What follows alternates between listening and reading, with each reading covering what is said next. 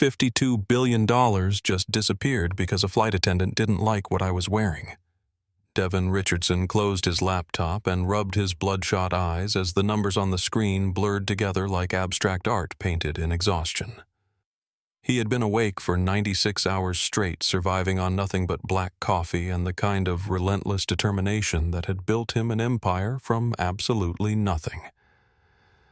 The merger documents scattered across his San Francisco penthouse office told the story of the biggest deal of his career, a $12.4 billion acquisition of quantum core technologies that would revolutionize computing forever.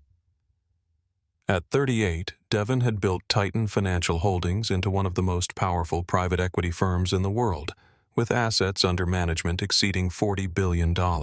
His net worth had crossed into 12-figure territory 2 years ago, making him one of the youngest black billionaires in American history. But right now, staring out at the fog rolling over the Bay Area, he didn't feel like a titan of industry.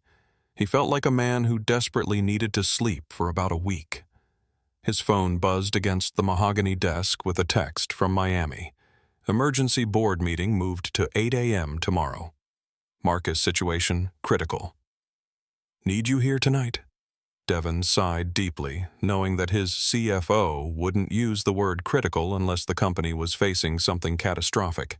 Marcus Weinstein, their biggest institutional partner, was threatening to pull $4 billion in funding over some arcane regulatory dispute that only Devon could resolve in person. He grabbed his phone and speed-dialed his assistant. "Sarah, I need the jet ready for Miami in 2 hours." There was a pause on the other end. "Sir, the Gulfstream is in maintenance until Thursday. Engine replacement." Devon closed his eyes and felt the weight of exhaustion settle deeper into his bones. "Book me first class on whatever's leaving soonest. I don't care what it costs." 20 minutes later, Sarah called back with the details. SkyLink Flight 847 departing SFO at 9:15 p.m., arriving Miami at 6:30 a.m. First class seat 1A, $18,000. Devon didn't even flinch at the price. When you were worth $12 billion, $18,000 was like a normal person buying a cup of coffee. Done. Send the confirmation to my phone. As he packed a small leather duffel bag, Devon made a conscious decision that would change everything. Instead of his usual business attire, he pulled on a charcoal gray hoodie that had seen better days, dark jeans with a hole forming at the knee, and his most comfortable pair of Nike sneakers that were practically falling apart. He was too tired to care about appearances, too exhausted to maintain the polished image that usually preceded him into every room. The hoodie had been a gift from his younger sister Maya before she died in a car accident 5 years ago. "For when you need to remember you're still human," she had written on the card. Devon rarely wore it in public because it made him look like any other guy on the street instead of the business titan he had become. Tonight, that anonymity felt like exactly what he needed. His phone buzzed again with a text from his CFO. "Just saw the SkyLink quarterly reports. Their debt restructuring is a mess. We should stay away from their bonds. See you in the morning." Devon barely registered the message as he grabbed his noise-canceling headphones and headed for the door.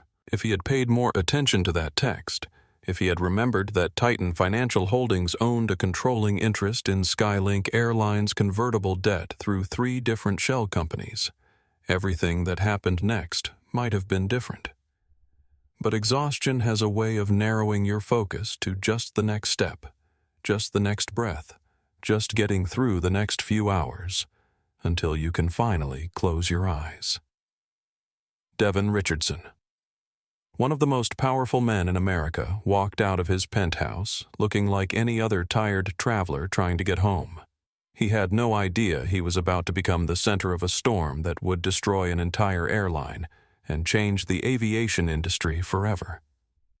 The Uber ride to SFO was quiet, the driver stealing glances in the rear-view mirror at his passenger, who looked nothing like the billionaire his GPS pickup location suggested he might be. Devon spent the ride staring out the window, watching the city lights blur past, while his mind ran through the Miami presentation he would need to deliver in less than 10 hours. He pulled his baseball cap low over his eyes and sank deeper into the hoodie, craving the kind of invisibility that his wealth and success had made nearly impossible. Inside the SkyLink Airlines crew briefing room at Terminal 3, senior flight attendant Madison Pierce was having the kind of day that made her question every career choice she had ever made. The platinum blonde hair that she spent $200 maintaining every month was pulled back in the regulation bun that made her head ache, and her perfectly applied makeup couldn't quite hide the exhaustion in her blue eyes. At 32, Madison had been flying for 8 years, and the glamour of aviation had long since been replaced by the grinding reality of dealing with increasingly difficult passengers who seemed to view flight attendants as their personal servants. Flight 847 to Miami is a full-load, announced crew chief Patricia Williams, a woman whose voice could cut through engine noise and passenger complaints with equal efficiency.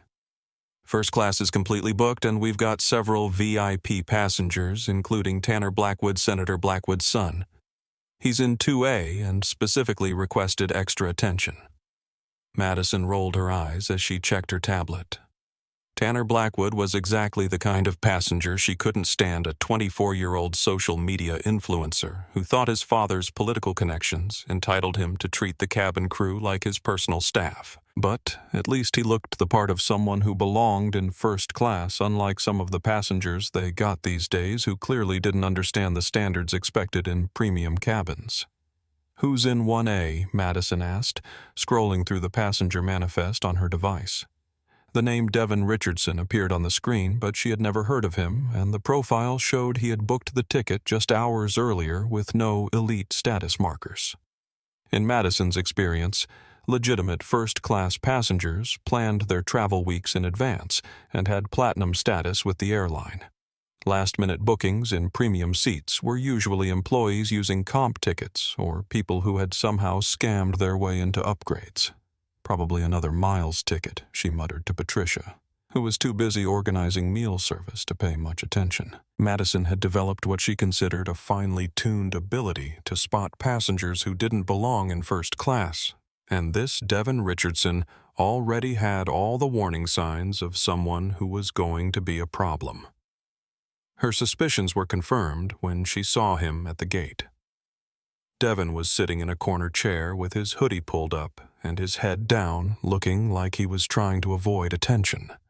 His clothes were rumpled, his shoes were beat up, and he had the general appearance of someone who had wandered into the wrong terminal. Madison had seen it before, passengers who bought first-class tickets thinking they could dress however they wanted, not understanding that premium service came with certain expectations about presentation and behavior. "There he is," she whispered to junior flight attendant Kelly Martinez, nodding toward Devon. "1A. I guarantee you he's going to be trouble. Look at him. He's practically dressed for a construction site." Kelly, who was only 6 months out of training, looked uncomfortable with Madison's commentary but didn't say anything. She had already learned that disagreeing with Madison was a quick way to make life difficult on long flights. What Madison didn't know, what she couldn't possibly have imagined, was that the man she was dismissing as a potential problem passenger owned enough of her airline's debt to shut down the entire operation with a single phone call. Devon Richardson's private equity firm held controlling interests in the convertible bonds that kept SkyLink Airlines operational, and his investment decisions had saved the company from bankruptcy during the pandemic. If she had bothered to look beyond his clothes, if she had recognized his name from the Forbes covers or the Wall Street Journal profiles, she might have approached the situation differently. But Madison Pierce had built her career on snap judgments and maintaining what she called cabin standards, which too often meant making assumptions about passengers based on their appearance rather than their boarding passes. She had been praised by supervisors for her ability to manage difficult passengers and maintain the premium experience, which had gradually turned into a pattern of profiling that she had convinced herself was just good customer service. As boarding began, Madison positioned herself near the entrance to first class, ready to intercept any problems before they could disrupt the premium cabin experience. She had already decided that Devon Richardson was going to be one of those problems, and she was prepared to handle him with the kind of firm authority that had earned her commendations from management and complaints from passengers who felt they had been unfairly targeted. The irony was devastating in its completeness. The airline that employed Madison Pierce existed because of Devon Richardson's financial backing, but she was about to treat him like a criminal, because he had chosen comfort over appearances on a night when he needed rest more than respect. The collision course was set, and neither of them had any idea that their interaction would be recorded, uploaded, and seen by 50 million people before the plane even landed in Miami. Near the back of the boarding area, 9-year-old Emma Rodriguez sat beside her grandmother Rosa, swinging her legs from a chair that was too tall for her, and watching the adults move around with the kind of intense curiosity that only children possess. Emma was traveling to Miami to visit her grandfather, who was sick in the hospital, and she had been asking questions about everything since they arrived at the airport 3 hours earlier. "Abuela, why is that lady looking at that man like that?" Emma asked, pointing toward Madison, who was staring at Devon with obvious disapproval. Rosa followed her granddaughter's gaze and saw what the child had noticed: the way Madison's expression had hardened when she looked at the tired man in the hoodie. "Sometimes people make judgments too quickly," Mija Rosa said quietly, pulling Emma closer. "They see what's on the outside and forget to look at what's in the heart." Emma nodded with the serious expression she got when her grandmother was teaching her something important. But she kept watching the interaction between the flight attendant and the passenger, sensing that something wasn't right about the way the pretty lady with blonde hair was looking at the tired man. "Is she going to be mean to him?" Emma whispered, and Rosa felt a chill of premonition that she couldn't explain. "I hope not, baby. I hope not." Devon was the last passenger to board Flight 847, partly because he had learned that arriving early meant more time dealing with other people's conversations and questions, and partly because the gate area had been crowded with travelers who might recognize him despite his casual appearance. He walked down the jet bridge with his head down and his noise-canceling headphones already around his neck, focused only on getting to his seat and disappearing into unconsciousness for the next 5 hours. The first-class cabin of the Boeing 777 was nearly empty when he entered, with most passengers still settling in and storing their carry-on bags. Devon found seat 1A, tossed his leather duffel into the overhead bin with more force than necessary, and collapsed into the wide leather seat with a sigh of relief that seemed to come from his bones. He immediately reclined the seat as far as it would go, pulled his hoodie up over his head, and put on his headphones with the kind of deliberate finality that should have been universally recognized as, "Please, leave me alone." For approximately 90 seconds, Devon thought he was going to get the peaceful flight he desperately needed. His eyes were closed, his breathing was starting to slow, and the constant noise in his head from 3 days of high-stakes negotiations was finally beginning to quiet. Then he felt a sharp tap on his shoulder, followed immediately by another one when he didn't respond to the first. Devon slid one side of his headphones off his ear and opened one eye to find Madison Pierce looming over him with a smile that looked like it had been painted on with house paint. Her voice was loud enough to be heard 3 rows away, which Devon recognized as a deliberate choice rather than an accident. "Sir, I'm going to need to see your boarding pass right now," Madison announced, holding out her hand with the kind of authority usually reserved for police officers making arrests. Devon blinked slowly, his mind still foggy from exhaustion, and tried to process why he was being singled out when other passengers had boarded without being challenged. "I showed it at the gate," Devon said, his voice raspy from lack of sleep and too much coffee.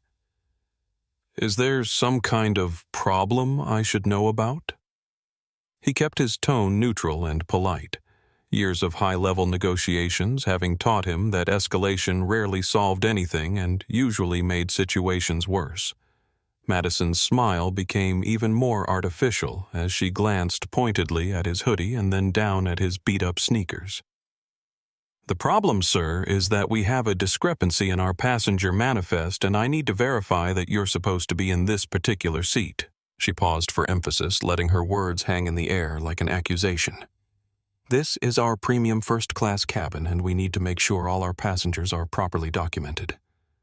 The words hit Devon like a slap across the face, not because of what she said, but because of how she said it and what she clearly meant by it. He had heard that tone before, the carefully coded language that questioned his right to be in spaces where people like him weren't expected to belong. It was the same tone he had heard as a child when store clerks followed him through expensive shops. The same tone from bank officers who questioned his business loan applications before he became successful enough that banks competed for his attention. Devon reached into his pocket and pulled out the crumpled boarding pass, handing it to Madison, with the kind of careful control that comes from years of practice at managing anger in professional situations. Devon Richardson, Seat 1. Of first class. "Paid in full with American Express Centurion card. Is there anything else you need to verify?" Madison snatched the boarding pass and stared at it intently, clearly hoping to find some flaw or inconsistency that would justify her suspicions.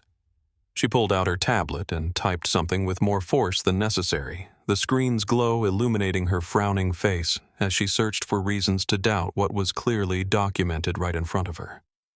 "Devon Richardson." She read aloud, pronouncing his name like she was testing it for authenticity. "And you're sure this is your ticket? You didn't perhaps borrow someone else's confirmation number, or use employee benefits to upgrade from economy?" The questions were asked with the kind of fake sweetness that barely concealed open hostility. In her mind, Madison had already constructed an entire narrative about who Devon was and how he had ended up in first class.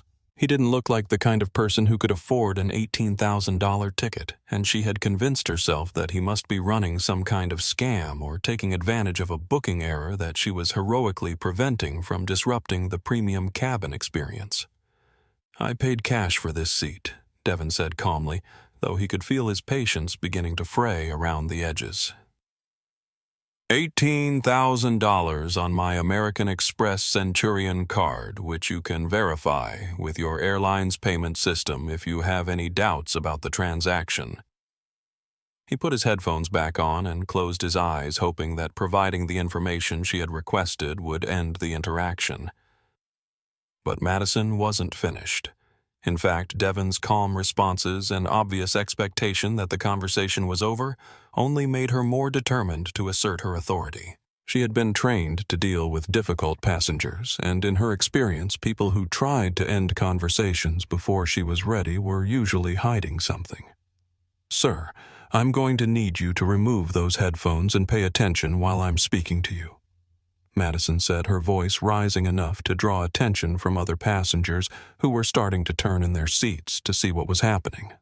"We have protocols to follow, and I'm not finished with my verification process." Devon slowly removed his headphones again and looked at Madison with the kind of steady gaze that had intimidated SEC investigators and hostile board members. "What exactly are you trying to verify that my boarding pass and payment confirmation don't already prove?" "We need to make sure that premium passengers receive the level of service they're paying for," Madison replied, which was corporate speak for something she didn't want to say directly. "And sometimes we have issues with passengers who aren't familiar with the expectations and standards of first-class travel." The conversation was attracting attention now. Arthur Pemberton, a retired federal judge sitting in 1B, had been reading the Wall Street Journal when the interaction began, but he was now watching with the kind of focused attention that came from 40 years of observing human behavior in courtrooms. Arthur had seen enough discrimination cases during his career to recognize the warning signs, and what he was witnessing had all the hallmarks of a situation that was about to spiral out of control. In row 4, 9-year-old Emma Rodriguez was tugging on her grandmother's sleeve and whispering questions that Rosa was having trouble answering. "Abuela, why is she being mean to the tired man?" He showed her his paper. "Why isn't that enough?" Rosa shushed her granddaughter gently, But she was wondering the same thing and feeling increasingly uncomfortable with what she was witnessing. Several other passengers had pulled out their phones and were discreetly recording the interaction, sensing that they were about to witness something significant. In an age where airline confrontations routinely went viral, experienced travelers had learned to document anything that seemed unusual or potentially explosive. Madison, oblivious to the growing audience and the historical forces she was about to unleash, made the decision that would change her life forever. "Sir, I'm going to have to ask you to gather your belongings and follow me to the galley area. We need to resolve this seating issue before we can complete our departure preparations." Devon looked at her with the kind of calm that comes just before a storm. "And what exactly do you plan to resolve?" "I have a valid ticket for this seat. I've shown you my boarding pass and I've confirmed my payment method." "What more do you need?" Madison straightened her shoulders and delivered the words that would be replayed millions of times over the next 48 hours. "Sir, this seat has been double booked for one of our VIP passengers, and per airline protocol, we prioritize our elite status members. Since you don't appear to have any status with SkyLink Airlines, I'm going to have to ask you to accept alternate accommodations." The lie was so brazen, so obviously constructed on the spot, that Arthur Pemberton actually gasped audibly from the next seat. There was no double booking, no elite passenger with a superior claim, just Madison's determination to remove someone she had decided didn't belong in first class, based purely on his appearance.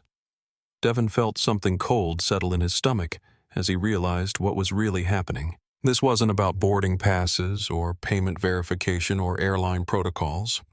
This was about a flight attendant who had looked at a black man in casual clothes and decided he couldn't possibly belong in first class, and who was now willing to lie and abuse her authority to remove him from a seat he had legitimately purchased. "Let me make sure I understand this correctly," Devon said, his voice quiet, but carrying the kind of authority that made corporate executives nervous in boardroom presentations. "You want to remove me from a seat I paid $18,000 for, so you can give it to someone you consider more appropriate for first class." Madison's artificial smile faltered for just a moment as she registered something dangerous in Devon's tone, but she was too committed to her course of action to back down now. "Sir, I need you to comply with crew instructions. If you continue to be disruptive, I'll have to call the captain." Devon reached into his pocket and pulled out his phone, checking the time with deliberate slowness. "It's 9:47 p.m., he said calmly. "I have a critical business meeting in Miami at 8 a.m. that could affect thousands of jobs and billions of dollars in investment. I am not leaving this seat, and I strongly suggest you reconsider whatever you think you're trying to accomplish here." But Madison Pierce had already made her choice, and she was about to discover that some passengers fight back in ways that go far beyond raised voices and customer service complaints. She turned on her heel and marched toward the cockpit, convinced that she was about to solve a problem instead of creating the biggest crisis in her airline's history. Emma Rodriguez watched the blonde lady walk away and turned to her grandmother with tears in her eyes. "Abuela, she's being really mean to him, and he didn't do anything wrong. Can't we help him?" Rosa pulled her granddaughter close and whispered, "Sometimes the best thing we can do is be witnesses, mija. Sometimes that's how we help." Neither of them knew that Emma's question about helping would become the foundation for everything that happened next. Captain Brooks Winston emerged from the cockpit with the kind of purposeful stride that announced his presence long before anyone could see his face.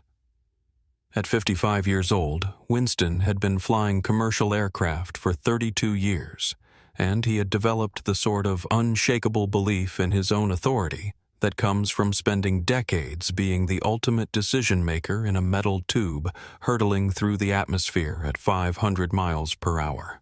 He was broad-shouldered and silver-haired, with a face that had been weathered by years of early mornings and late nights, and he wore his captain's uniform like armor against a world that didn't always show proper respect for his position.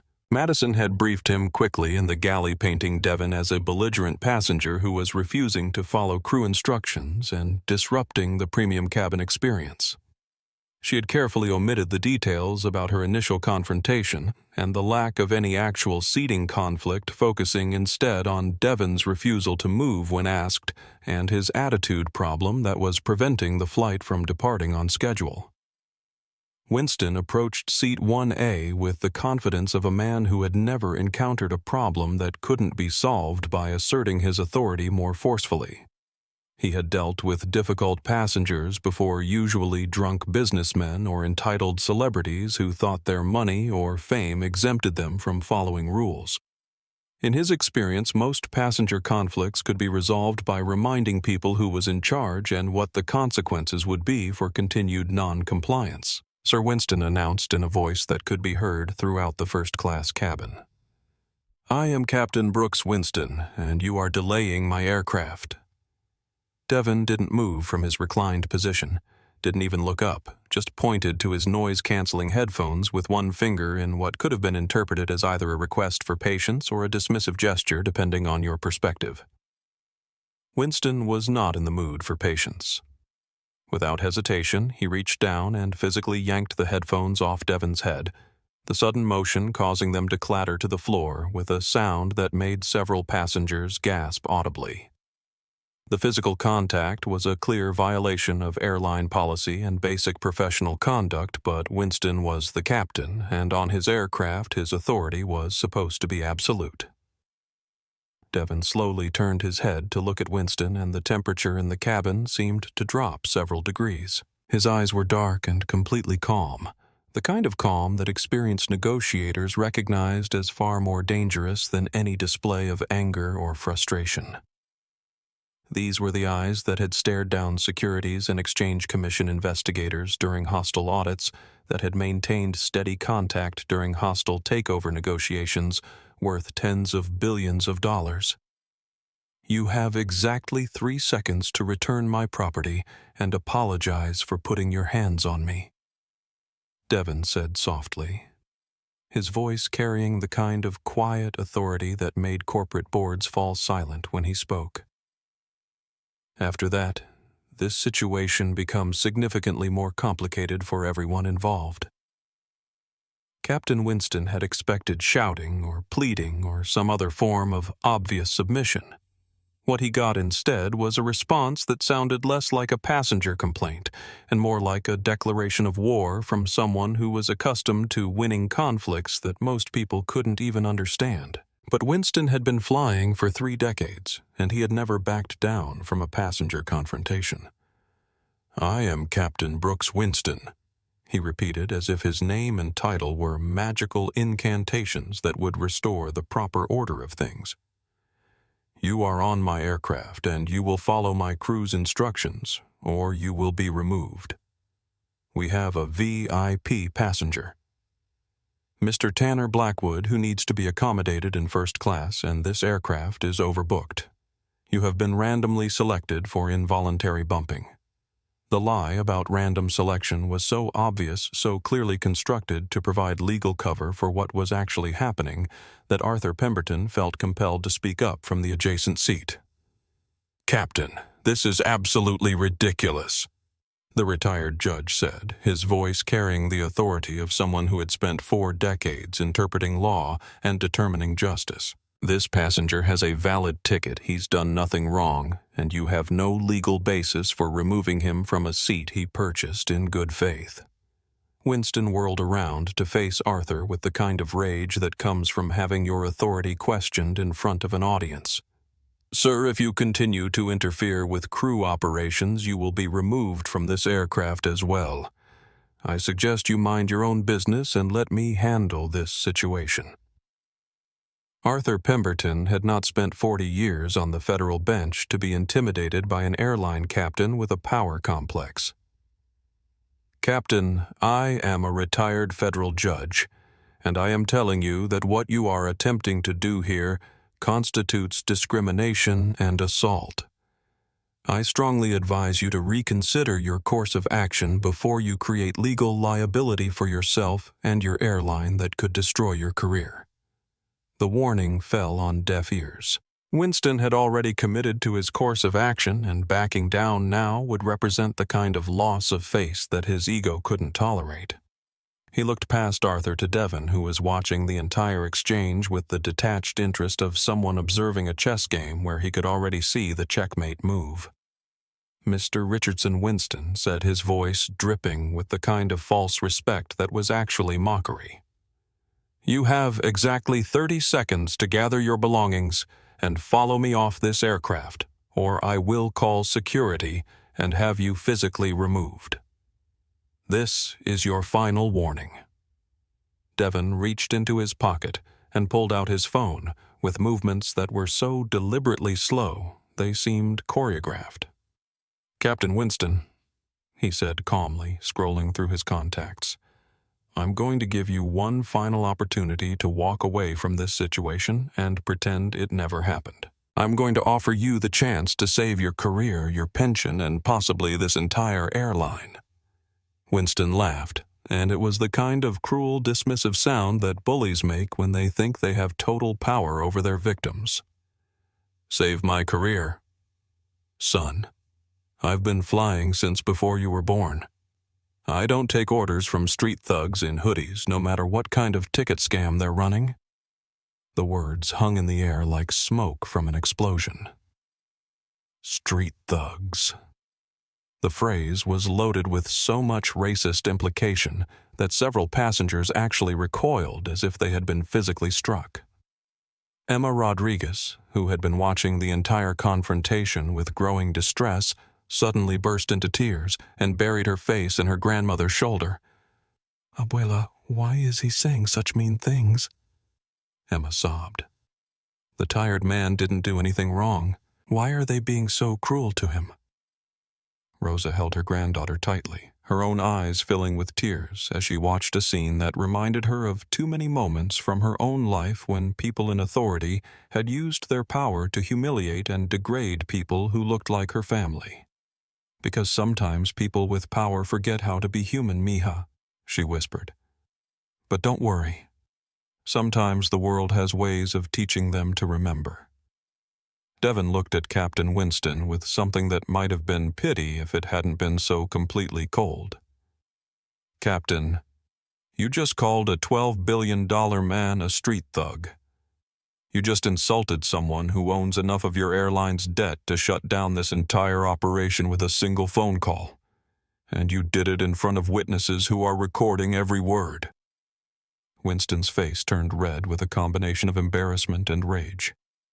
"I don't care if you're the President of the United States. On my aircraft, you follow my orders or you get off. End of discussion." Devon nodded slowly, as if Winston had just confirmed something he had been wondering about. He opened his phone and selected a contact labeled Emergency Response, Victor Hayes. Before he could dial, Winston keyed his radio and spoke into his shoulder microphone with the authority of someone who believed he was solving a problem rather than creating a catastrophe. "Ground security to aircraft 847 gate B12. We have a level 3 passenger disturbance in first class row 1. Requesting immediate removal assistance for an uncooperative passenger. Subject is potentially intoxicated and becoming increasingly hostile." The lies in the radio call were so numerous and so deliberate that Arthur Pemberton began taking detailed notes on his phone, documenting every word for the legal proceedings he knew were coming. Devon hadn't raised his voice once during the entire confrontation, hadn't made any threatening gestures, and was clearly stone-cold sober. Winston was creating a false narrative to justify what he was about to do. Captain Devon said quietly, "You just lied to airport security about my condition and behavior. You just created an official record of false statements that will be used against you in federal court, and you're about to make the biggest mistake of your professional life." But Winston was no longer listening. He could hear the heavy footsteps of security personnel thundering down the jet bridge and he was already mentally preparing the incident report that would paint him as a hero who had maintained order in the face of a dangerous passenger situation. He had no idea that within 6 hours his name would be trending on social media as the face of everything wrong with American aviation, and that by the time the sun rose, his career would be as dead as his ability to see the humanity in the man he was about to have brutally removed from the aircraft. Emma Rodriguez stopped crying long enough to look up at her grandmother with the kind of clarity that children sometimes possess when adults lose their way completely. "Abuela, this is going to end very badly for the mean people, isn't it?" Rosa nodded grimly as the security officers appeared at the cabin door. "Yes, mija. I think it is." The 3 airport security officers who boarded Flight 847 were not police officers despite their tactical vests and authoritative demeanor. They were private contractors employed by the airport authority men, whose training consisted primarily of crowd control techniques and whose experience dealing with passenger disputes was limited to occasional drunk travelers and ticketing arguments. The lead officer, whose name tag identified him as Kowalski, was a former high school football player who had peaked at 17 and spent the intervening 20 years trying to recapture that feeling of physical dominance.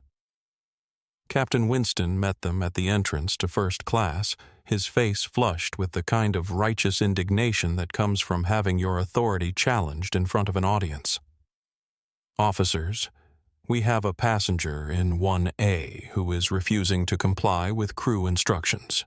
He's been verbally aggressive, potentially intoxicated, and is preventing this aircraft from departing on schedule." Every word was a lie, but Winston delivered them with such conviction that the security officers accepted his version of events without question. They had been trained to support crew decisions and remove problem passengers, not to investigate the underlying circumstances or determine whether removal was actually justified. Kowalski approached seat 1A with the swagger of someone who had never encountered a situation that couldn't be resolved through physical intimidation. He looked down at Devon, who was sitting calmly with his hands visible and his posture completely non-threatening, and saw exactly what Captain Winston had primed him to see: a problem that needed to be solved through force. "Sir, you need to get up now and come with us," Kowalski announced in the tone of voice usually reserved for arresting criminals. "You're being removed from this aircraft for non-compliance with crew instructions." Devon looked up at the officer with the same steady calm he had maintained throughout the entire confrontation. "Officer, I am not resisting, but I want you to understand that I am not walking off this aircraft voluntarily. If you want to remove me from a seat I legally purchased, you're going to have to carry me. And I want everyone in this cabin to understand that you are witnessing the forcible removal of a paying passenger who has committed no crime and violated no regulations." His voice carried to every seat in first class, and passengers throughout the cabin were now openly recording the confrontation with their phones. Arthur Pemberton had his device positioned to capture everything, understanding that documentation would be crucial for the legal proceedings that were certain to follow. "Sir, you can make this easy, or you can make this hard," Kowalski said. "But either way, you're coming with us." Devon raised his hands, slightly palms visible, in a gesture that anyone watching the video later would recognize as completely non-threatening. "I am not resisting arrest or removal. I am simply not walking voluntarily. There is a difference, and I want that difference documented for the record."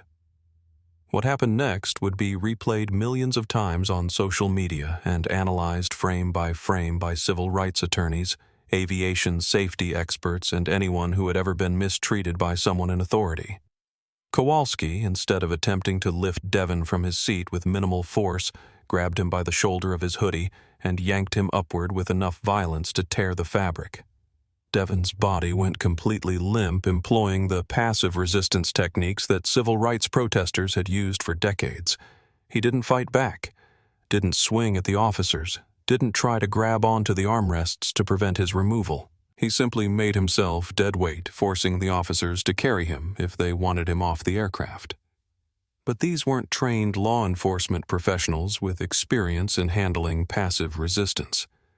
These were security guards whose primary qualification was physical size, and they interpreted Devon's non-compliance as active resistance that needed to be met with escalating force. "Grab his legs!"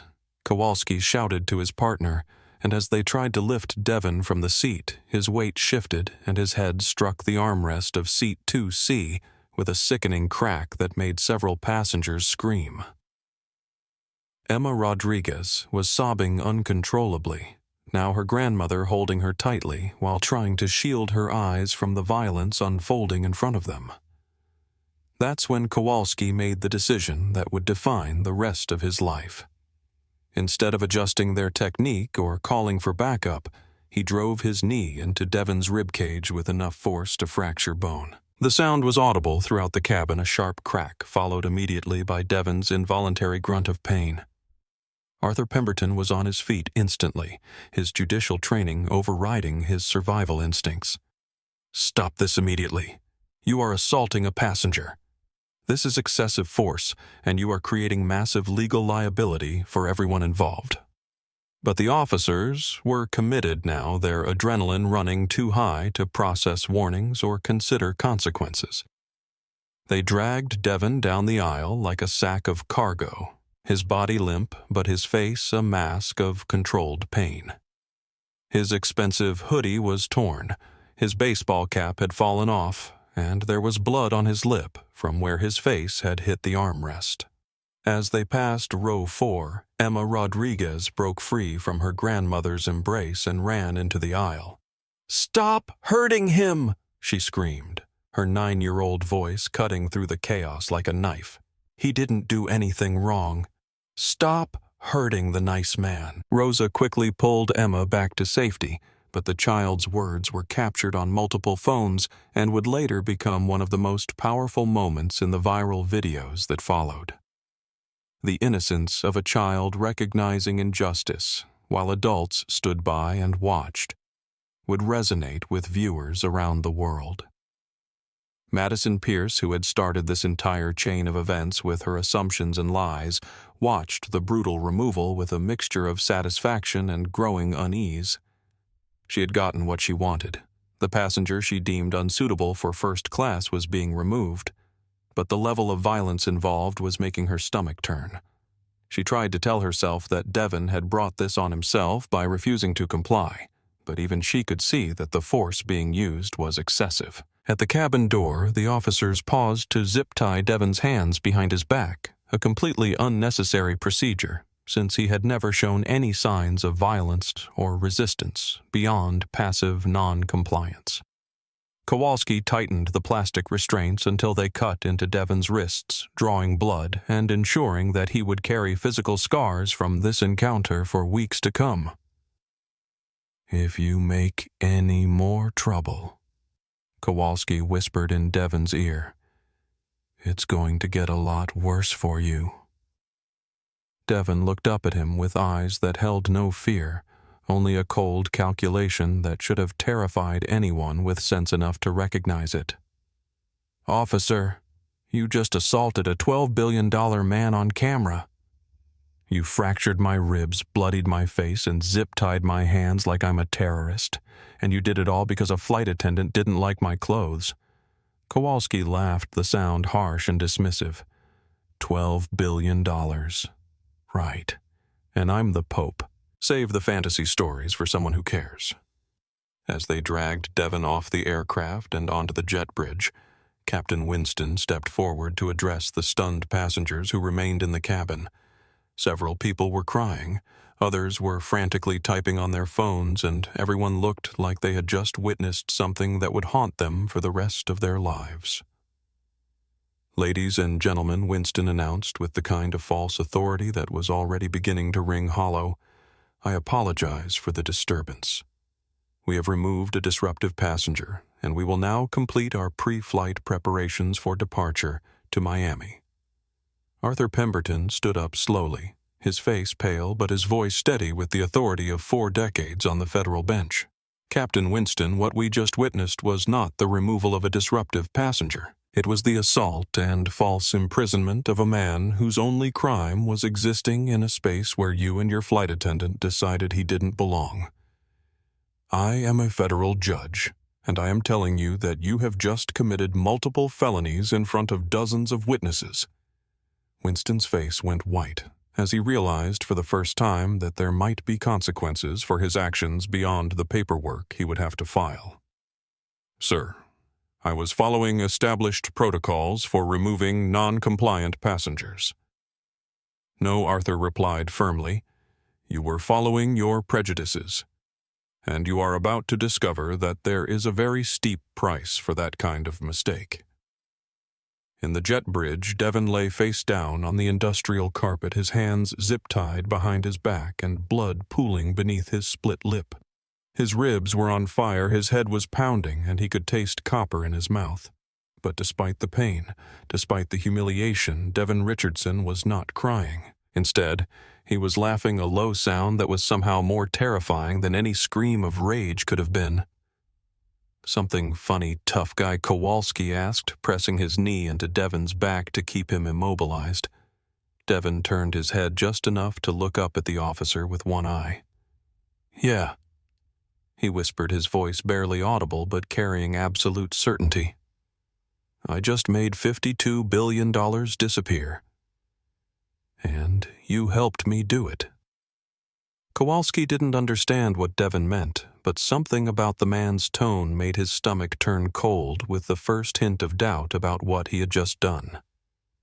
As they hauled Devon to his feet and began the perp walk through the terminal past shocked travelers and airport employees who pulled out their phones to record the scene, neither of them had any idea that the man they were parading like a criminal owned enough of SkyLink Airlines to destroy the company with a single phone call.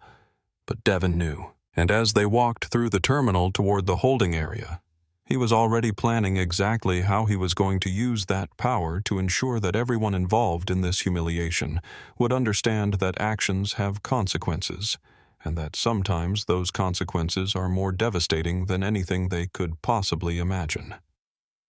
Sarah Kim was a 21-year-old journalism major at Northwestern University, flying home to Miami for her younger brother's graduation, and she had been filming the entire confrontation from seat 4B with the instincts of someone who understood that she was witnessing history in the making. Her phone captured everything: Madison's initial confrontation, Captain Winston's lies, the brutal removal, and Emma Rodriguez's heartbreaking plea for the violence to stop. By the time Devon was dragged off the aircraft, Sarah had already uploaded a 2-minute video to TikTok with the caption, "SkyLink Airlines just brutally assaulted a passenger for no reason except racism. This is absolutely disgusting. Hashtag SkyLink abuse, hashtag airline violence, hashtag justice for passenger, hashtag flying while black." She hit post at exactly 10:47 p.m. Eastern Time, just as Flight 847 was pushing back from the gate for its journey to Miami. For the first 20 minutes, the video gained traction, slowly accumulating a few hundred views and a dozen comments from Sarah's followers and friends. Then something extraordinary happened that demonstrated the viral mechanics of modern social media. The algorithm detected high engagement rates and emotional responses and began pushing the video to users who didn't follow Sarah, but whose viewing patterns suggested they would find the content compelling. By 11:15 p.m., the video had 15,000 views. By 11:30, it was approaching 50,000 and climbing exponentially as viewers shared it across platforms. The hashtag SkyLink abuse began trending in major metropolitan areas, and the video was being reposted on Twitter, Instagram, Facebook, and Reddit with increasing frequency and mounting outrage.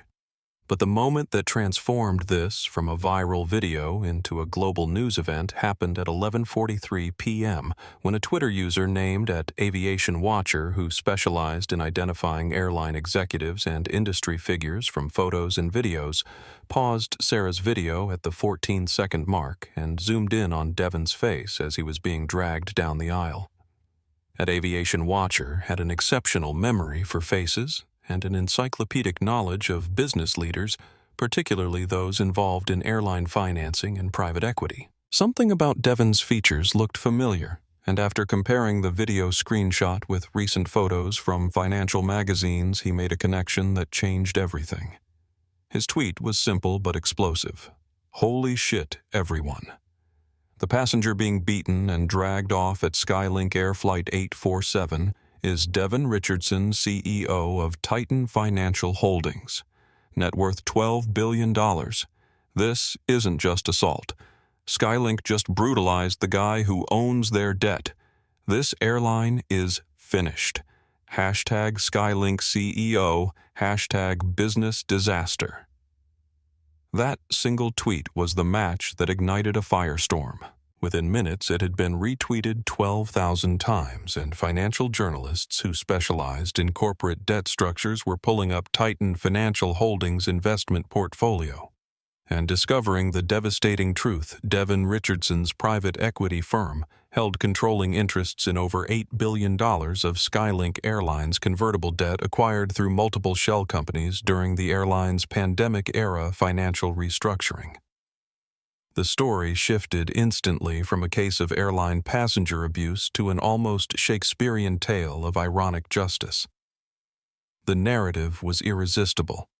A wealthy black man dressed casually gets racially profiled and brutally assaulted by an airline crew that has no idea they're attacking the person who literally keeps their company operational through debt financing. By midnight, hashtag SkyLink CEO was trending #1 globally on Twitter, with subsidiary hashtags like hashtag Karma Airlines, hashtag bias has consequences, and hashtag richman revenge spreading across social media platforms. The story had everything that viral content needed: clear villains and sympathetic victim, dramatic irony, and the promise of consequences that would satisfy viewers' desire for justice.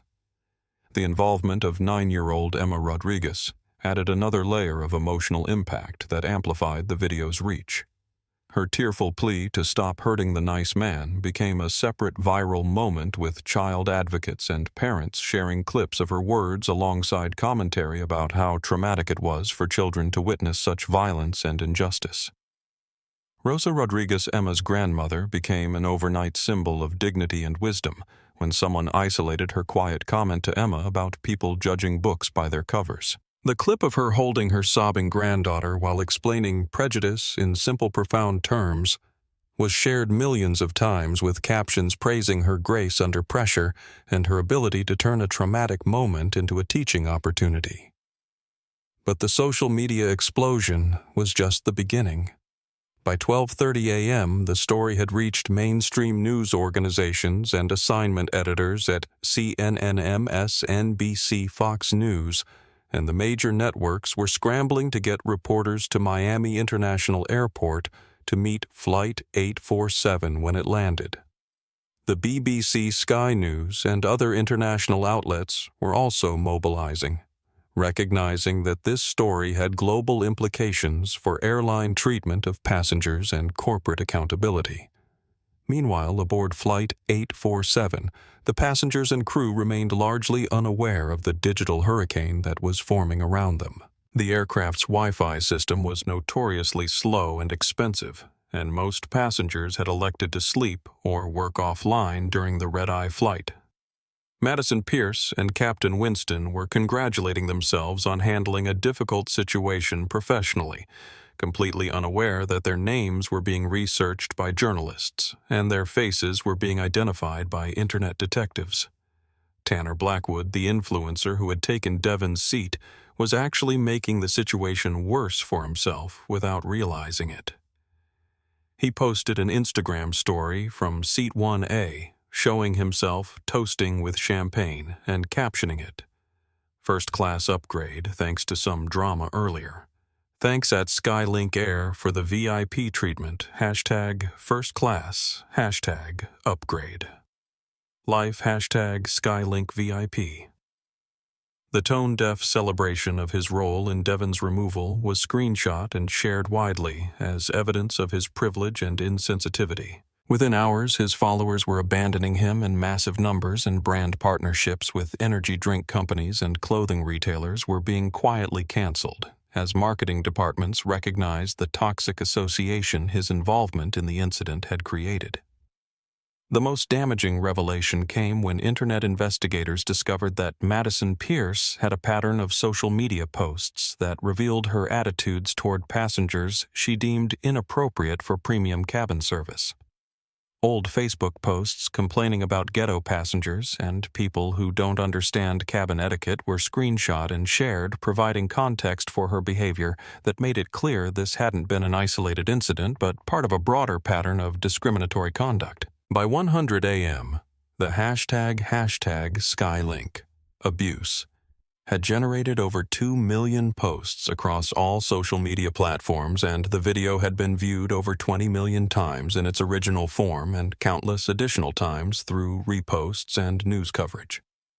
The story was being covered in 12 languages and had reached trending status in over 30 countries.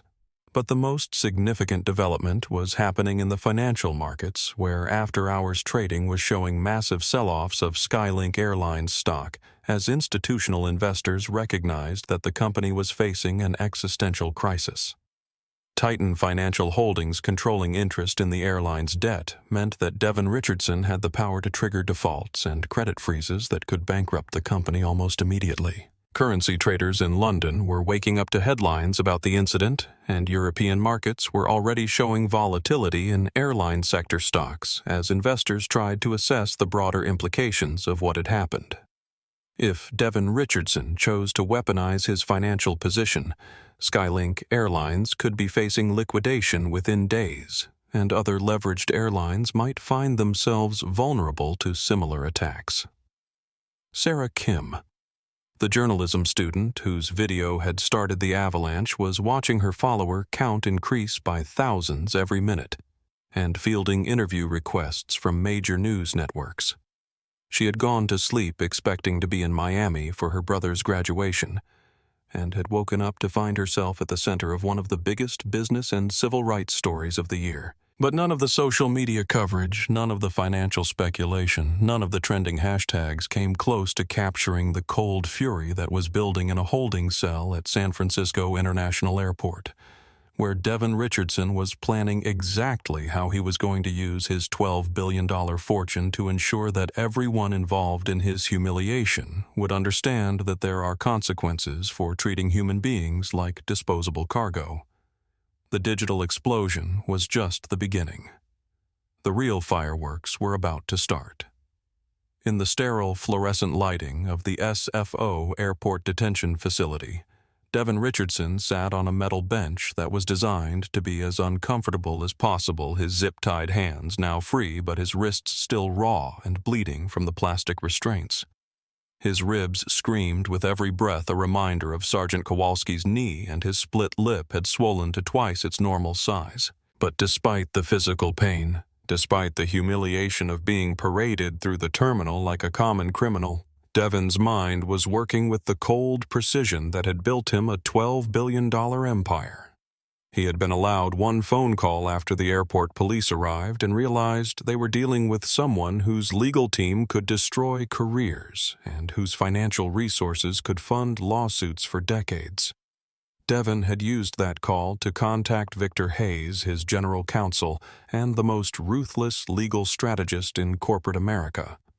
Victor was a man who had been paid $7 million a year for the past decade to anticipate problems and eliminate them before they could threaten Titan Financial Holdings' interests. Victor Devon had said quietly into the institutional phone, his voice steady despite the pain, "I need you to listen very carefully, because I'm only going to explain this once. I was just brutally assaulted and illegally removed from SkyLink Airlines Flight 847 by crew members and security officers who decided that a black man in casual clothes couldn't possibly belong in first class.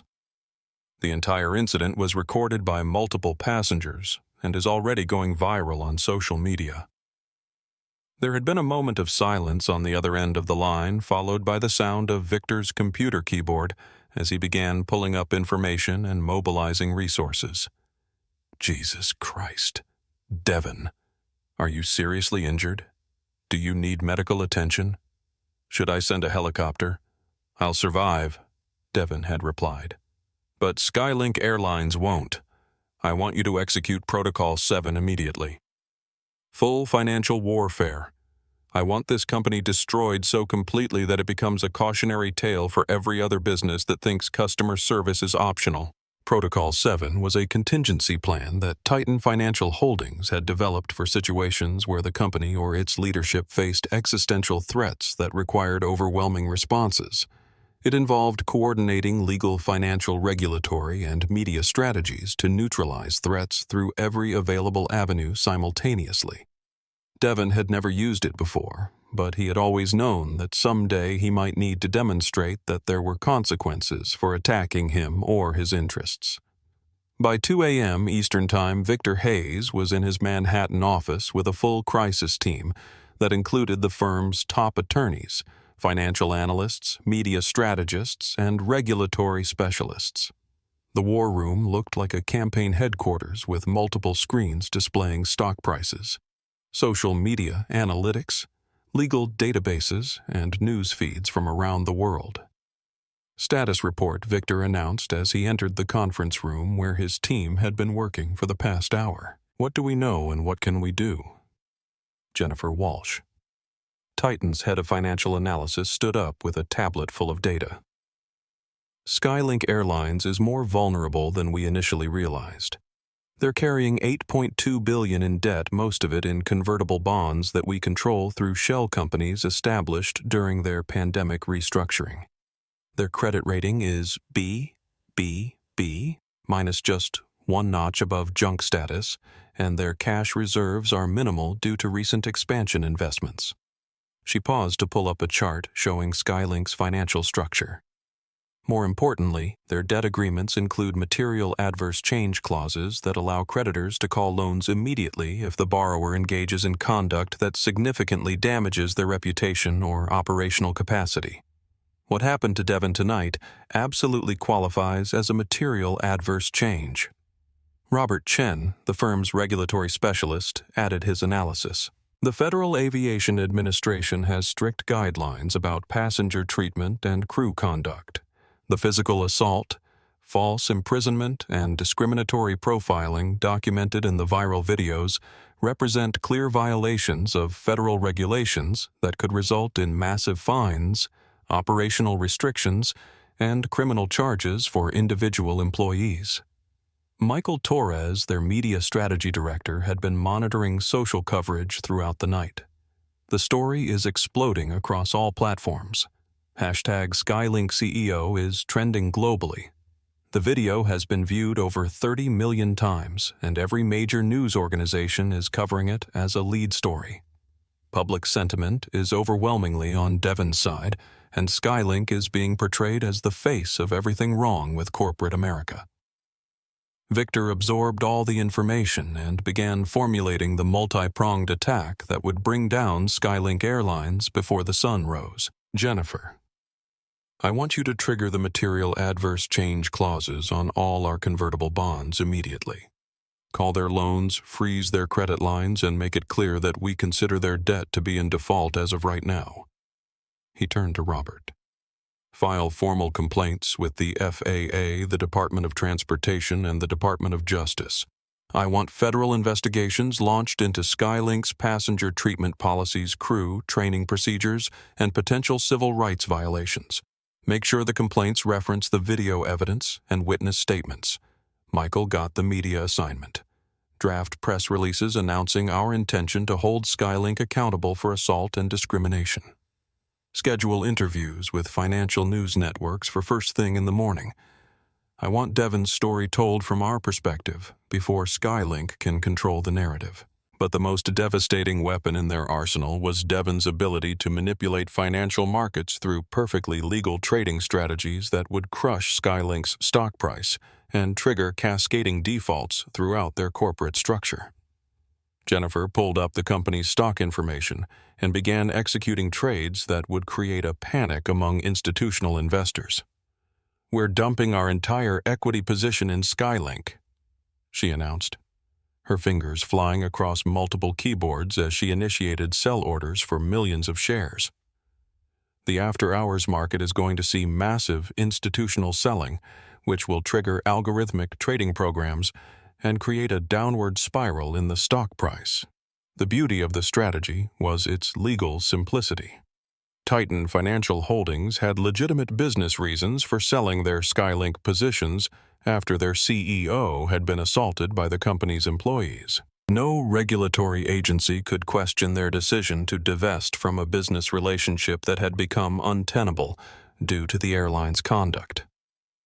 As the trades executed, SkyLink's stock price began a free fall that would continue for hours. The company's market capitalization, which had closed Friday at $52 billion, was evaporating in real time as word spread through financial networks that Devon Richardson was liquidating his positions and calling in his loans. Victor coordinated the final element of the attack's strategic leaks to financial journalists about SkyLink's precarious debt situation and their dependence on Titan Financial Holdings for operational credit.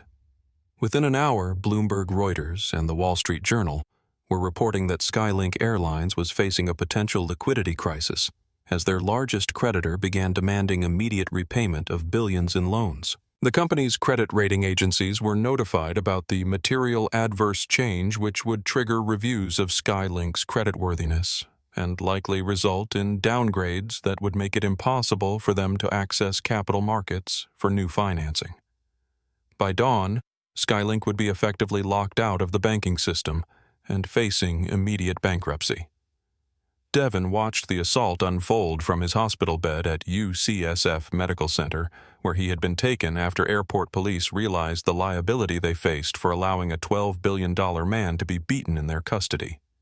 His fractured ribs had been treated and bandaged, his split lip had been stitched, and his wrists had been cleaned and dressed, but the physical wounds were nothing compared to the satisfaction he felt watching SkyLink Airlines die in real time. "How does it look?" he asked Victor during a secure video call at 4 a.m. Victor smiled with the cold satisfaction of a predator that had successfully brought down much larger prey. "Their stock is down 68% in after-hours trading. Their credit lines are frozen. The FAA has announced a formal investigation. The Justice Department is reviewing potential civil rights charges. And the best part is that Flight 847 doesn't land in Miami for another 2 hours, so Madison Pierce and Captain Winston have no idea that their careers ended the moment they put their hands on you." Devon nodded slowly, wincing as the movement aggravated his injured ribs. "Good. I want them to walk off that plane into a media firestorm. I want them to understand that actions have consequences, and that some passengers fight back in ways they never imagined."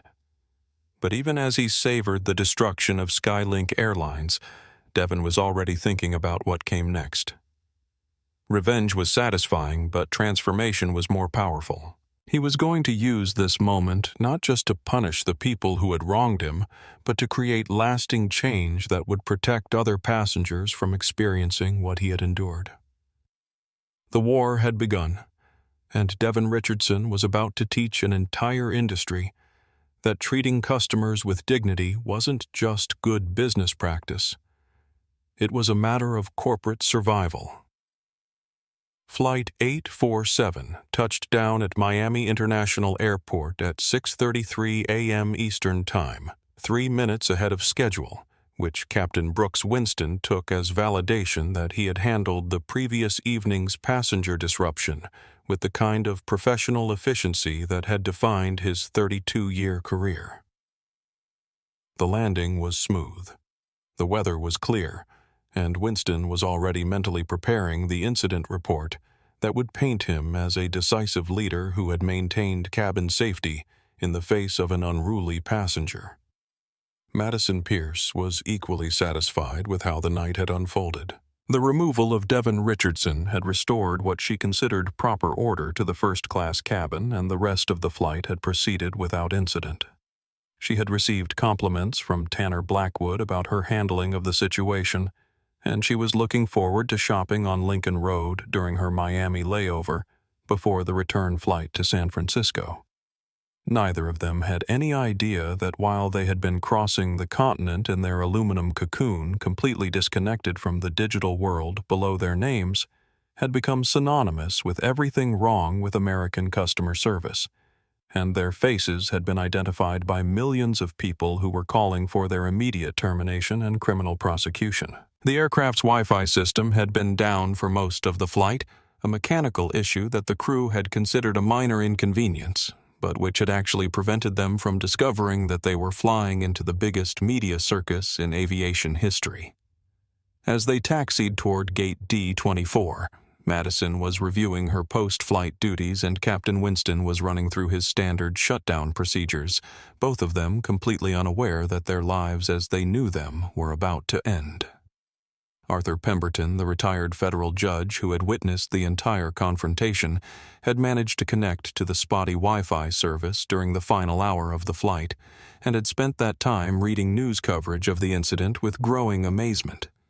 His phone showed hundreds of missed calls and text messages from journalists, civil rights organizations, and former colleagues who wanted his first-hand account of what had happened. "This is extraordinary," Arthur muttered to himself as he scrolled through headlines that described the SkyLink Airlines assault scandal and the $52 billion mistake.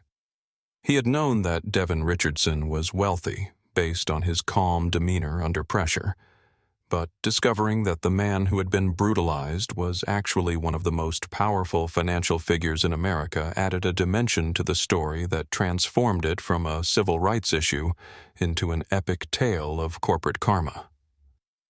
Emma Rodriguez had slept fitfully during most of the flight, waking periodically to ask her grandmother Rosa if the hurt man was okay and whether the mean people would be punished for what they had done. Rosa had comforted her granddaughter with gentle reassurances while privately wondering what kind of consequences would follow such a public display of cruelty and injustice. As the aircraft came to a complete stop at the gate, Madison Pierce walked to the cabin door with her usual professional smile, prepared to bid farewell to the passengers and begin her routine post-flight duties. She was expecting to see the typical Miami morning scene ground crews preparing to service the aircraft passengers, gathering their belongings, and maybe a few family members waiting in the terminal beyond the security checkpoint. Instead, when she opened the cabin door, Madison was hit by a wall of camera flashes so intense that she stumbled backward, temporarily blinded and completely disoriented. The jet bridge, which should have been empty except for gate agents, was packed with reporters, photographers, camera crews, and airport security personnel. The noise was deafening, a cacophony of shouted questions, clicking cameras, and overlapping voices that created a sensory assault unlike anything she had ever experienced. Madison Pierce. Madison Pierce. "How does it feel to bankrupt your own airline?" shouted a reporter from CNN, thrusting a microphone toward her face. "Did you know you were assaulting a $12 billion passenger?" called out someone from the Miami Herald.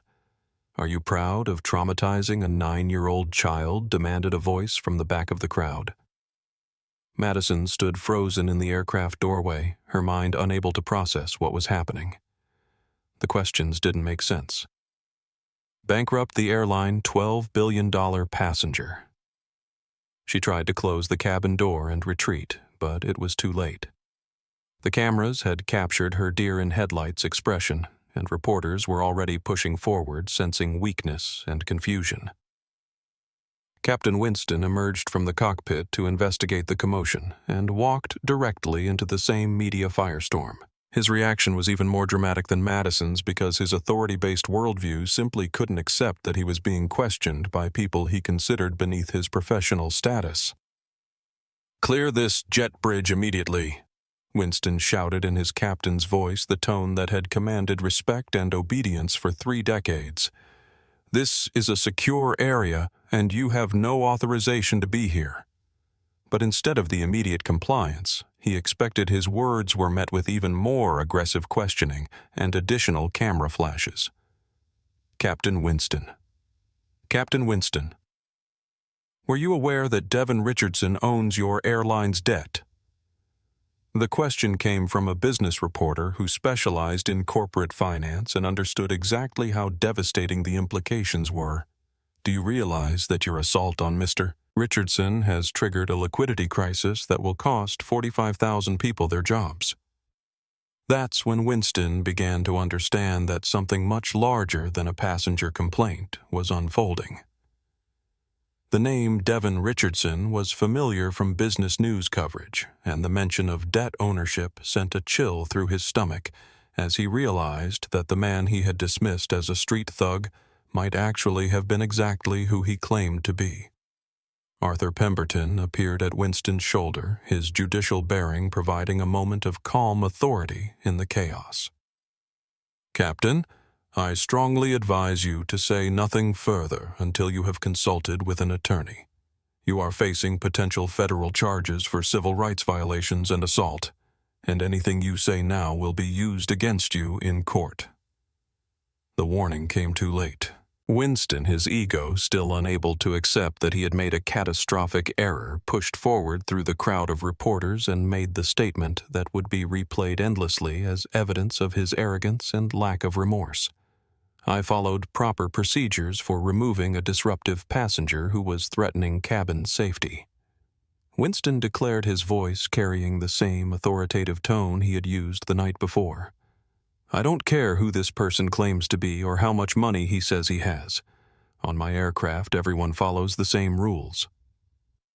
The statement was so tone-deaf, so completely divorced from the reality of what had actually happened, that several reporters actually gasped audibly. Here was the captain doubling down on his actions even as evidence mounted that he had destroyed his airline and ruined his own career through prejudice and abuse of power. Behind the media scrum, Miami-Dade police officers were moving through the crowd accompanied by FBI agents who had been dispatched to arrest Winston and Madison on federal civil rights charges. The involvement of federal law enforcement added another layer of gravity to the situation and sent the message that this was being treated as a serious crime rather than a mere customer service dispute. Emma Rodriguez and her grandmother Rosa were among the last passengers to leave the aircraft, having waited for the crowd in the jet bridge to thin out somewhat. But even the presence of a traumatized child didn't deter the reporters who recognized that Emma's testimony would be crucial to the story's emotional impact. "Little girl, can you tell us what you saw on the airplane?" asked a reporter from Univision, speaking in Spanish and kneeling down to Emma's eye level. Rosa immediately positioned herself between her granddaughter and the cameras, understanding that Emma had already been traumatized enough without being subjected to a media interrogation. "My granddaughter is 9 years old and she has been through enough," Rosa said firmly in accented English, her voice carrying the kind of maternal authority that made even hardened journalists step back. "She saw enough violence and cruelty for one day. Let her be a child." But Emma, with the kind of moral clarity that children sometimes possess when adults lose their way, looked up at the cameras and made a statement that would be quoted in congressional hearings and civil rights discussions for years to come. "They hurt the nice man because they didn't like how he looked. That's not right. My abuela says we should judge people by their hearts, not by their clothes." The simple wisdom of a 9-year-old, delivered with the honesty that only children can muster, cut through all the corporate spin and legal maneuvering to identify the core issue: human dignity and the consequences of prejudice. Emma's words would be shared millions of times and would become a rallying cry for passenger rights advocates and civil rights organizations. As Madison and Winston were led away in handcuffs, their perp walk broadcast live on multiple news networks. The full scope of their miscalculation was becoming clear. SkyLink Airlines stock had lost 87% of its value in overnight trading. The company had filed for Chapter 11 bankruptcy protection, and 45,000 employees were facing unemployment because 2 people had decided that a black man in casual clothes didn't belong in first class. But the most devastating revelation was yet to come. As Arthur Pemberton gave his first interview to CNN describing the events from the perspective of someone who had witnessed every moment of the confrontation, He delivered the observation that would define how history remembered this incident. What we witnessed last night was not just assault and discrimination. It was the intersection of prejudice and power, and the catastrophic consequences that follow when people in authority positions make judgments based on appearance rather than humanity. Captain Winston and Ms. Pierce saw what they expected to see rather than what was actually in front of them, and their assumptions have destroyed not just their own careers, but an entire company and the livelihoods of thousands of innocent people. The landing from hell was complete, but it was only the beginning of a reckoning that would transform the aviation industry and create new standards for how businesses treat their customers, regardless of race, class, or appearance. The opening bell of the New York Stock Exchange at 9:30 a.m. Eastern Time on Monday morning sounded like a death knell for SkyLink Airlines. Within the first 60 seconds of trading, over 15 million shares had been dumped onto the market at any price, creating a cascading collapse that triggered multiple trading halts, as the stock price fell so quickly that the exchange's computers couldn't keep up with the volume. Richard Morrison, SkyLink's CEO, stood in the company's Dallas headquarters, watching CNBC's coverage of his airline's destruction with the expression of a man witnessing his own funeral.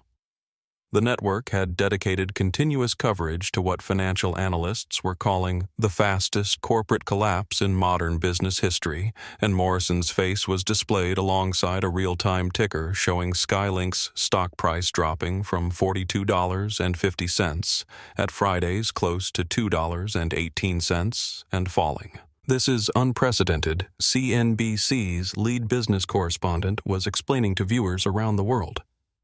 "We have never seen a $52 billion company lose 95% of its market capitalization over a single weekend due to a customer service incident."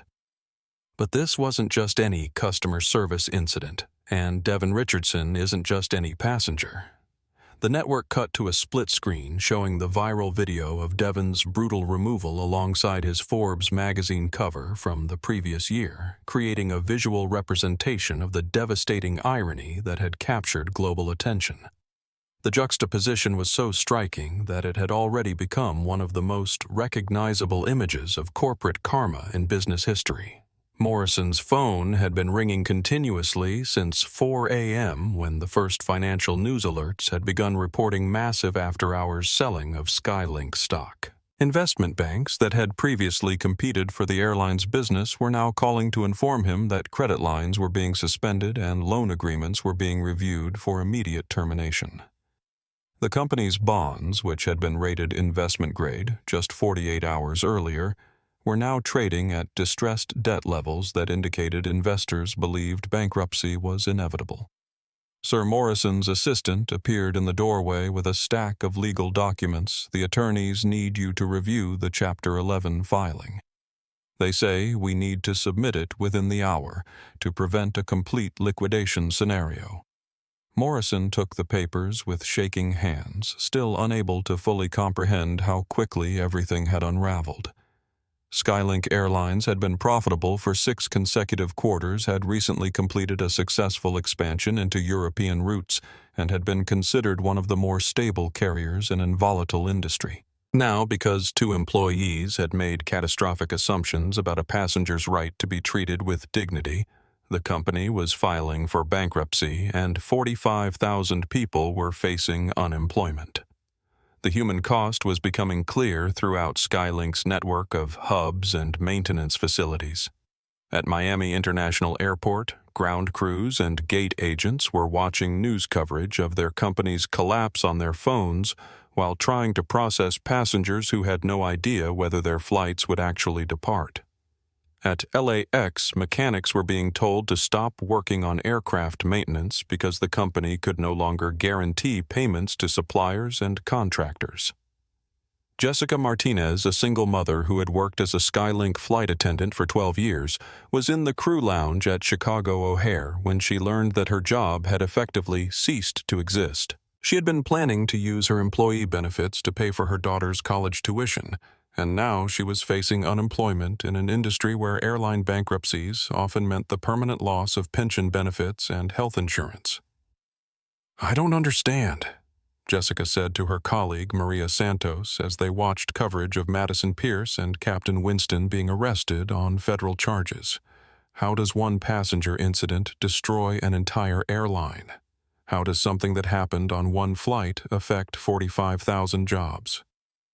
Maria, who had been flying longer and understood more about corporate finance, tried to explain the devastating domino effect that Devon Richardson had unleashed.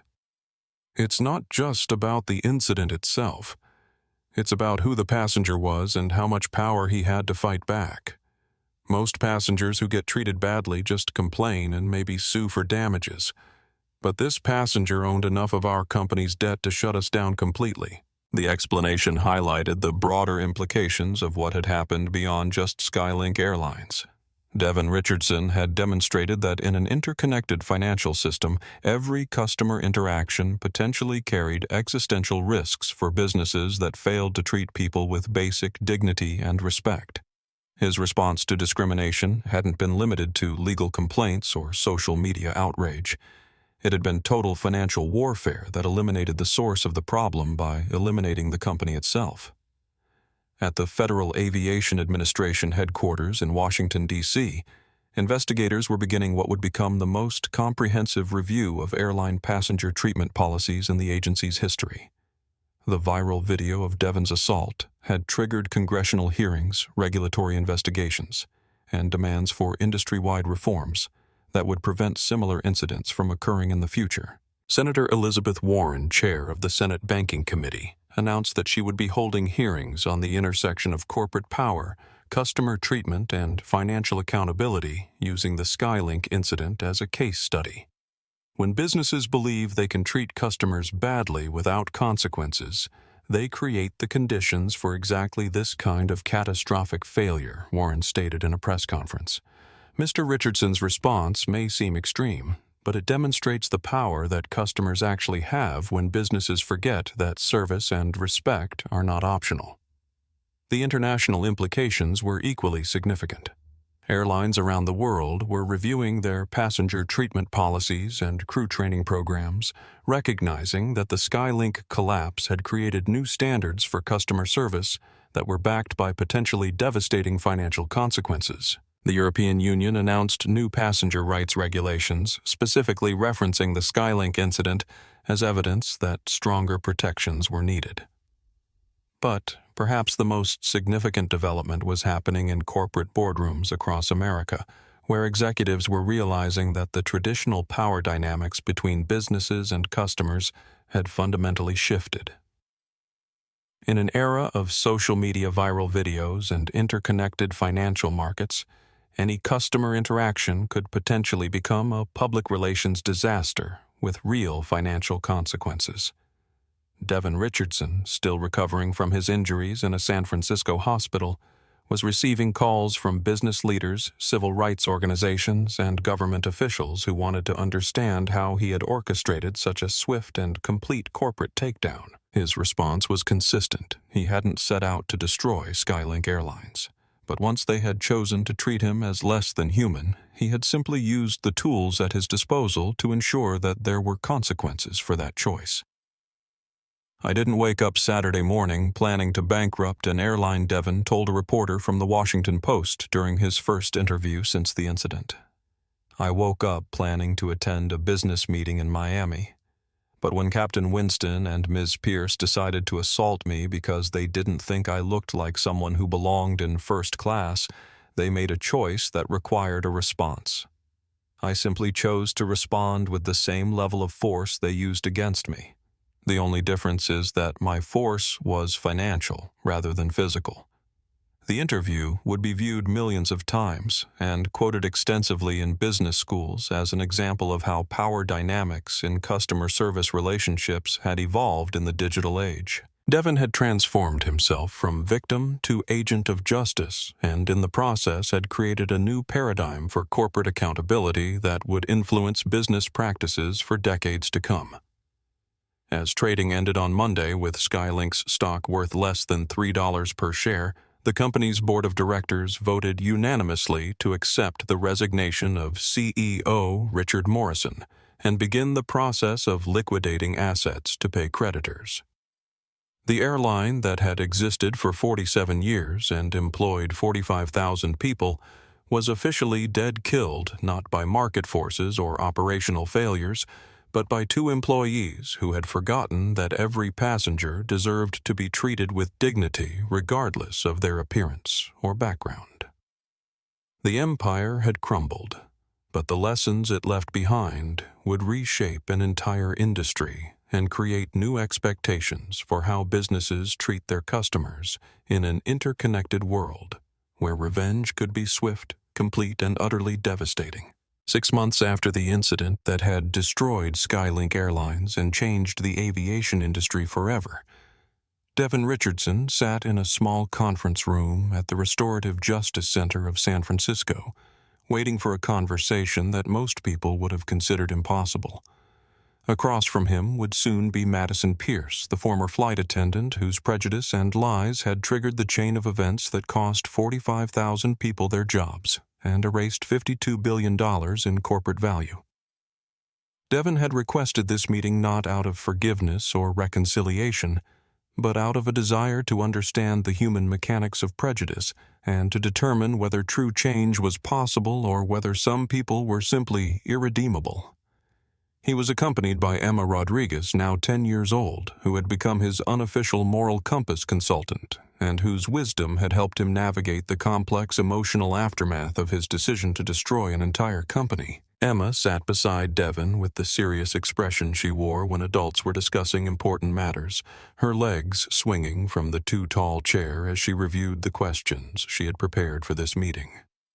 Over the past months, she had become something of a celebrity in civil rights circles, speaking at conferences and school assemblies about the importance of treating all people with dignity and respect, regardless of their appearance or background.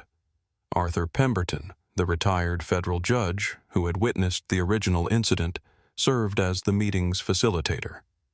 His role was to ensure that the conversation remained productive and focused on understanding rather than blame or recrimination. Arthur had presided over hundreds of similar sessions during his judicial career and understood the delicate dynamics required to create genuine dialogue between people who had been on opposite sides of profound injustice. Madison Pierce entered the room wearing the kind of simple, inexpensive clothes that had become her uniform since losing her job and facing criminal charges for her role in Devon's assault. Her platinum blonde hair had grown out to reveal dark roots, and her face bore the exhaustion of someone who had spent months confronting the worst aspects of herself while dealing with the consequences of actions she was only now beginning to understand. She had spent 3 months in federal prison for civil rights violations and assault, followed by court-ordered community service and mandatory bias training that had been more emotionally challenging than the incarceration itself. The training had forced her to examine the assumptions and prejudices that had shaped her interactions with passengers, and she was discovering that changing deeply ingrained attitudes was far more difficult than simply serving time. "Mr. Richardson," Madison said quietly, unable to meet his eyes as she took her seat across from him. "I know there's nothing I can say that will undo what I did to you or repair the damage I caused. I know that my actions destroyed thousands of lives and that people are suffering because of choices I made based on my own ignorance and prejudice." Devon studied her carefully, looking for signs of genuine remorse versus the kind of performative apology that people often offered when facing consequences for their actions. What he saw was a woman who appeared genuinely broken by the recognition of what her prejudices had cost, not just in terms of her own career and freedom, but in the broader human suffering her assumptions had created. Madison Devon replied, using her first name deliberately to establish a human connection, rather than maintaining the formal distance that their history might have warranted. "I didn't ask for this meeting to hear an apology, though I appreciate your acknowledgement of the harm that was done. I asked for this meeting because I need to understand how someone gets to the point where they can look at another human being and decide that person doesn't deserve basic dignity and respect." Emma leaned forward in her chair, her 10-year-old directness cutting through the adult complexity of the situation. Ms. Madison, my abuela says that hurt people but healing people heal people. Were you hurt when you decided to hurt Mr. Devon? The question, asked with the innocent curiosity that only children possess, seemed to pierce through Madison's defensive walls in a way that adult interrogation never could. Her eyes filled with tears as she considered how to explain to a child the complex mixture of frustration, entitlement, and unconscious bias that had led to her catastrophic decision-making. I think I was hurt, Emma Madison said, slowly speaking directly to the child while the adults listened. I was hurt because I felt like my job didn't matter anymore, like passengers didn't respect me or appreciate the work I was trying to do. And instead of dealing with those feelings in a healthy way, I started making assumptions about people based on how they looked or dressed or acted. She paused, struggling with the admission that was clearly painful to make. I started deciding that some passengers deserved better treatment than others, and I used my authority as a flight attendant to punish people who I thought didn't belong in first class. I was taking out my own frustrations and insecurities on passengers who had done nothing wrong. Devon found himself surprised by the honesty of Madison's response and by her willingness to engage with Emma's question at a level that acknowledged the child's wisdom rather than dismissing it. Can you help me understand what you saw when you looked at me that night? What were the specific assumptions you made that led you to treat me the way you did? Madison took a shuddering breath, clearly reluctant to voice the ugly thoughts that had driven her actions, but understanding that honesty was the only path toward any kind of meaningful dialogue. I saw a black man in casual clothes sitting in first class, and I immediately assumed that you didn't belong there. I assumed that you had somehow scammed your way into the seat, or that there had been a booking error that I needed to correct. She looked directly at Devon for the first time, her eyes red with unshed tears. I never even considered that you might have legitimately purchased that seat, that you might be exactly who your boarding pass said you were. I saw what I expected to see rather than what was actually in front of me, and I convinced myself that I was protecting the premium cabin experience when I was really just acting on my own prejudices. Emma nodded solemnly, processing Madison's words with the kind of serious attention she gave to all important adult conversations. But why did you expect to see something bad? Did someone teach you to think that way about people who look like Mr. Devon? The question forced Madison to confront the deeper origins of her biases, the cultural messages and personal experiences that had shaped her assumptions about race, class, and belonging. I think I learned it from lots of places, Emma. From comments I heard growing up from movies and TV shows that showed certain kinds of people in certain ways from other flight attendants who complained about difficult passengers in ways that were really about race and class, even though we didn't say it directly. Arthur Pemberton, recognizing that the conversation was reaching a crucial point, intervened gently to help Madison articulate the broader implications of what she was discovering about herself. Madison, what you're describing is often called unconscious bias. The prejudices and assumptions we carry without fully realizing how they affect our behavior. Can you talk about how recognizing these biases has changed your understanding of that night? Madison wiped her eyes and seemed to gather strength from finally being able to speak honestly about the internal process that had led to such devastating external consequences. I'm realizing that what I did to Mr. Richardson wasn't an isolated incident or a momentary lapse in judgment. It was part of a pattern of behavior where I consistently treated passengers differently based on my assumptions about who they were and whether they deserved respect. She turned to address Devon directly, her voice gaining strength as she committed fully to the difficult process of accountability. I had convinced myself that I was just maintaining professional standards, but I was actually using my authority to punish people who didn't fit my narrow definition of what a first-class passenger should look like. I was discriminating against people systematically while telling myself that I was just doing my job. Devon felt something shift inside him as he listened to Madison's explanation. Not forgiveness exactly, but a recognition that she was engaging in the kind of genuine self-examination that made real change possible. Madison, I appreciate your honesty about the thought process that led to your actions, but I need you to understand the full scope of what your assumptions cost. It wasn't just about my dignity or my physical injuries or even the destruction of SkyLink Airlines.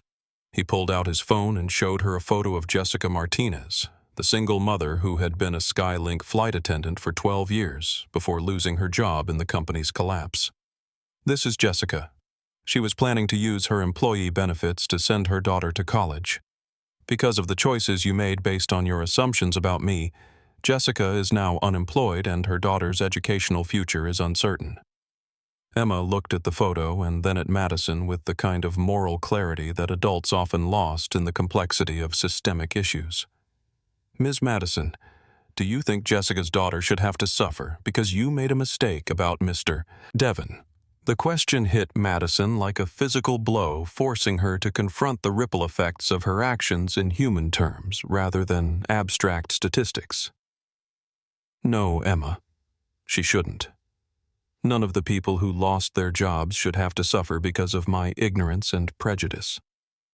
I made assumptions about one person, but my actions hurt thousands of innocent people who had nothing to do with what happened on that plane. The recognition seemed to break something open in Madison, and she began crying with the kind of deep, body-shaking sobs that come from finally understanding the true magnitude of harm that has been caused. I keep thinking about all the families who lost their income, all the people whose lives were disrupted, all the children whose parents suddenly couldn't provide for them, and I know that it's all because I couldn't see past my own prejudices. Devon watched Madison's breakdown with a mixture of satisfaction and something that might have been compassion. He had wanted her to understand the full consequences of her actions, and she clearly did. But he had also come to this meeting with a larger purpose than just confronting Madison with the damage she had caused. Madison, he said gently, the question now is what you're going to do with this understanding. Recognizing the harm you caused is important, but it's not enough. The question is whether you can transform this recognition into actions that prevent other people from experiencing what I experienced and prevent other families from suffering what Jessica's family suffered. Emma clapped her hands together with the excitement of a child who saw adults moving toward a solution rather than just dwelling on problems. Are you going to help fix things, Ms. Madison? Are you going to help make sure this doesn't happen to other people? Madison looked up through her tears at Emma's hopeful face and then at Devon's measured expression, understanding that she was being offered something unexpected, the opportunity to transform her failure into something meaningful rather than just living with guilt and regret for the rest of her life.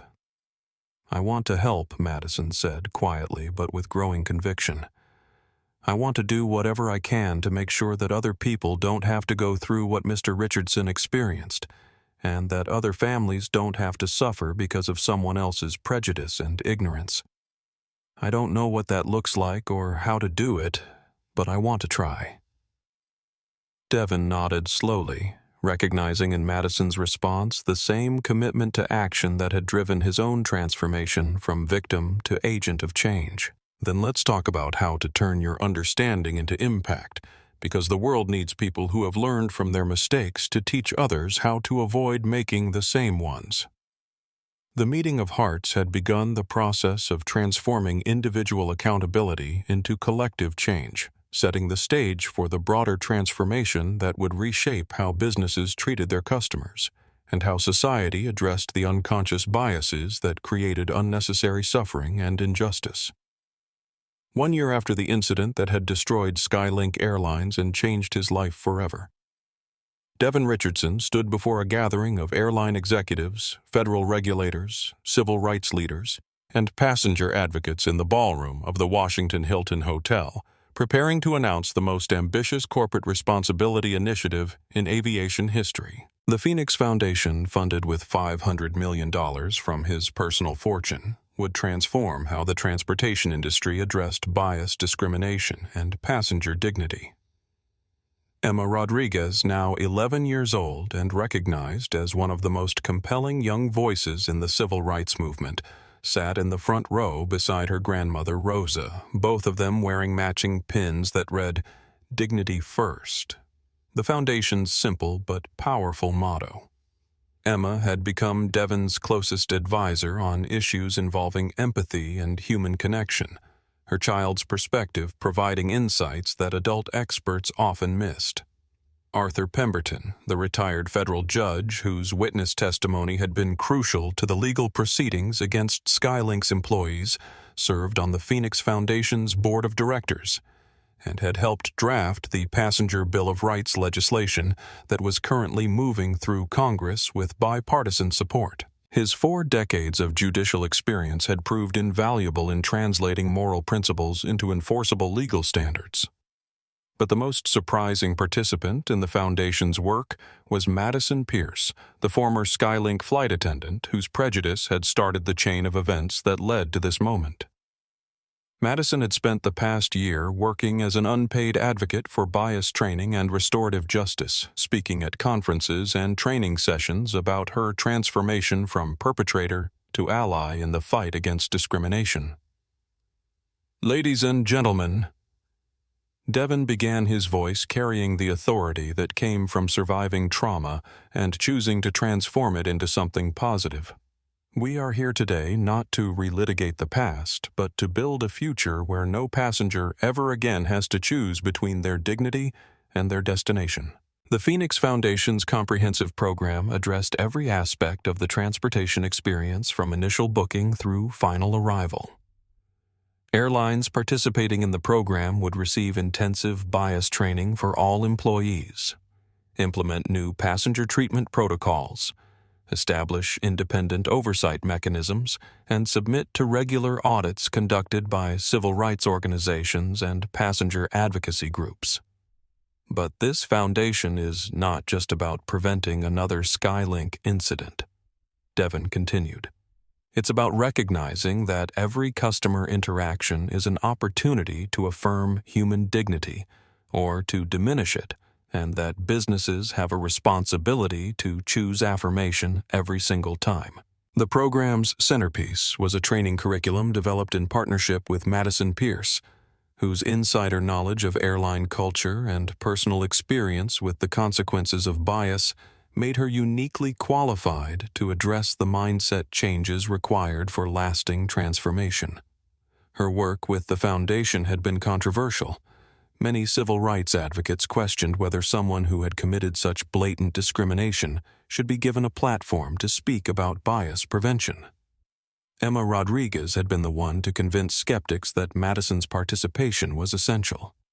During a Foundation board meeting, the 11-year-old had stood up and delivered an impromptu speech that would later be quoted extensively in discussions about restorative justice and redemption. "My abuela taught me that the best teachers are sometimes the people who made the biggest mistakes," Emma had said, her young voice carrying the moral authority that only children can possess. "Mrs. Madison knows what it feels like to hurt people because of prejudice, and she knows what it feels like to face the consequences of that hurt. That makes her the perfect person to teach other people how not to make the same mistakes." Madison's training sessions had proved remarkably effective, partly because her personal story provided a compelling case study of how unconscious bias could lead to catastrophic consequences, but mostly because her genuine remorse and commitment to change resonated with employees who had their own struggles with prejudice and assumption-making. "I tell people in these training sessions that I used to think I was a good person who occasionally made bad decisions." Madison explained to the Washington audience, her voice steady despite the emotional difficulty of public speaking about her failures. "But I learned that being a good person requires actively fighting against the biases and assumptions we all carry. It requires recognizing that our prejudices can cause real harm to real people, and choosing every day to see others with clarity rather than through the filter of our expectations." The Foundation's impact had already been measurable. Airlines that completed the Phoenix training program reported 46% fewer passenger complaints related to discrimination, 37% improvement in customer satisfaction scores, and significant decreases in incidents that required security intervention or legal action. Captain Brooks Winston, the former SkyLink pilot whose arrogance had been central to Devon's brutal treatment, had also undergone a transformation that surprised everyone who knew about his role in the original incident. After losing his pilot's license and serving 8 months in federal prison for civil rights violations, Winston had emerged with a completely different understanding of authority and responsibility. Now working as a safety instructor for the Federal Aviation Administration, Winston had become one of the most effective advocates for crew training programs that emphasized passenger dignity alongside operational safety. His first-hand knowledge of how prejudice could compromise decision-making made him uniquely qualified to teach other pilots about the dangers of letting bias influence their judgment. I spent 32 years believing that being a captain meant being in absolute control. Winston told the audience, his voice carrying the humility that had replaced his former arrogance. But I learned that real authority comes from serving others with dignity and respect, not from asserting dominance over people you consider beneath you. The transformation of both Madison and Winston had provided the Phoenix Foundation with powerful examples of how individuals could acknowledge their failures, accept responsibility for harm caused, and commit to meaningful change that benefited the broader community. Their participation in the Foundation's work had also helped establish new models for restorative justice that focused on preventing future harm, rather than simply punishing past misconduct. Tanner Blackwood, the social media influencer whose celebration of Devon's removal had accelerated his own downfall, had taken a different path toward redemption.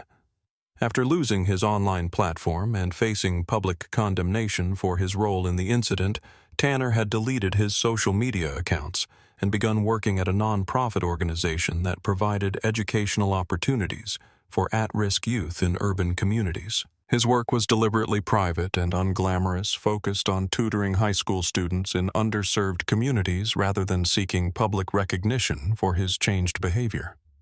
Tanner's transformation had been perhaps the most complete of all the participants in the original incident, as he had moved from seeking attention and validation through online performance to finding meaning through direct service to others. The legislative impact of the Phoenix Foundation's work had been equally significant. The Richardson Act, named in Devon's honor, despite his preference for more neutral terminology, had passed both houses of Congress with overwhelming bipartisan support and established new federal standards for passenger treatment that applied to all forms of commercial transportation. Senator Elizabeth Warren, who had championed the legislation, spoke at the Foundation's anniversary event about the broader implications of Devon's decision to transform his personal trauma into institutional change.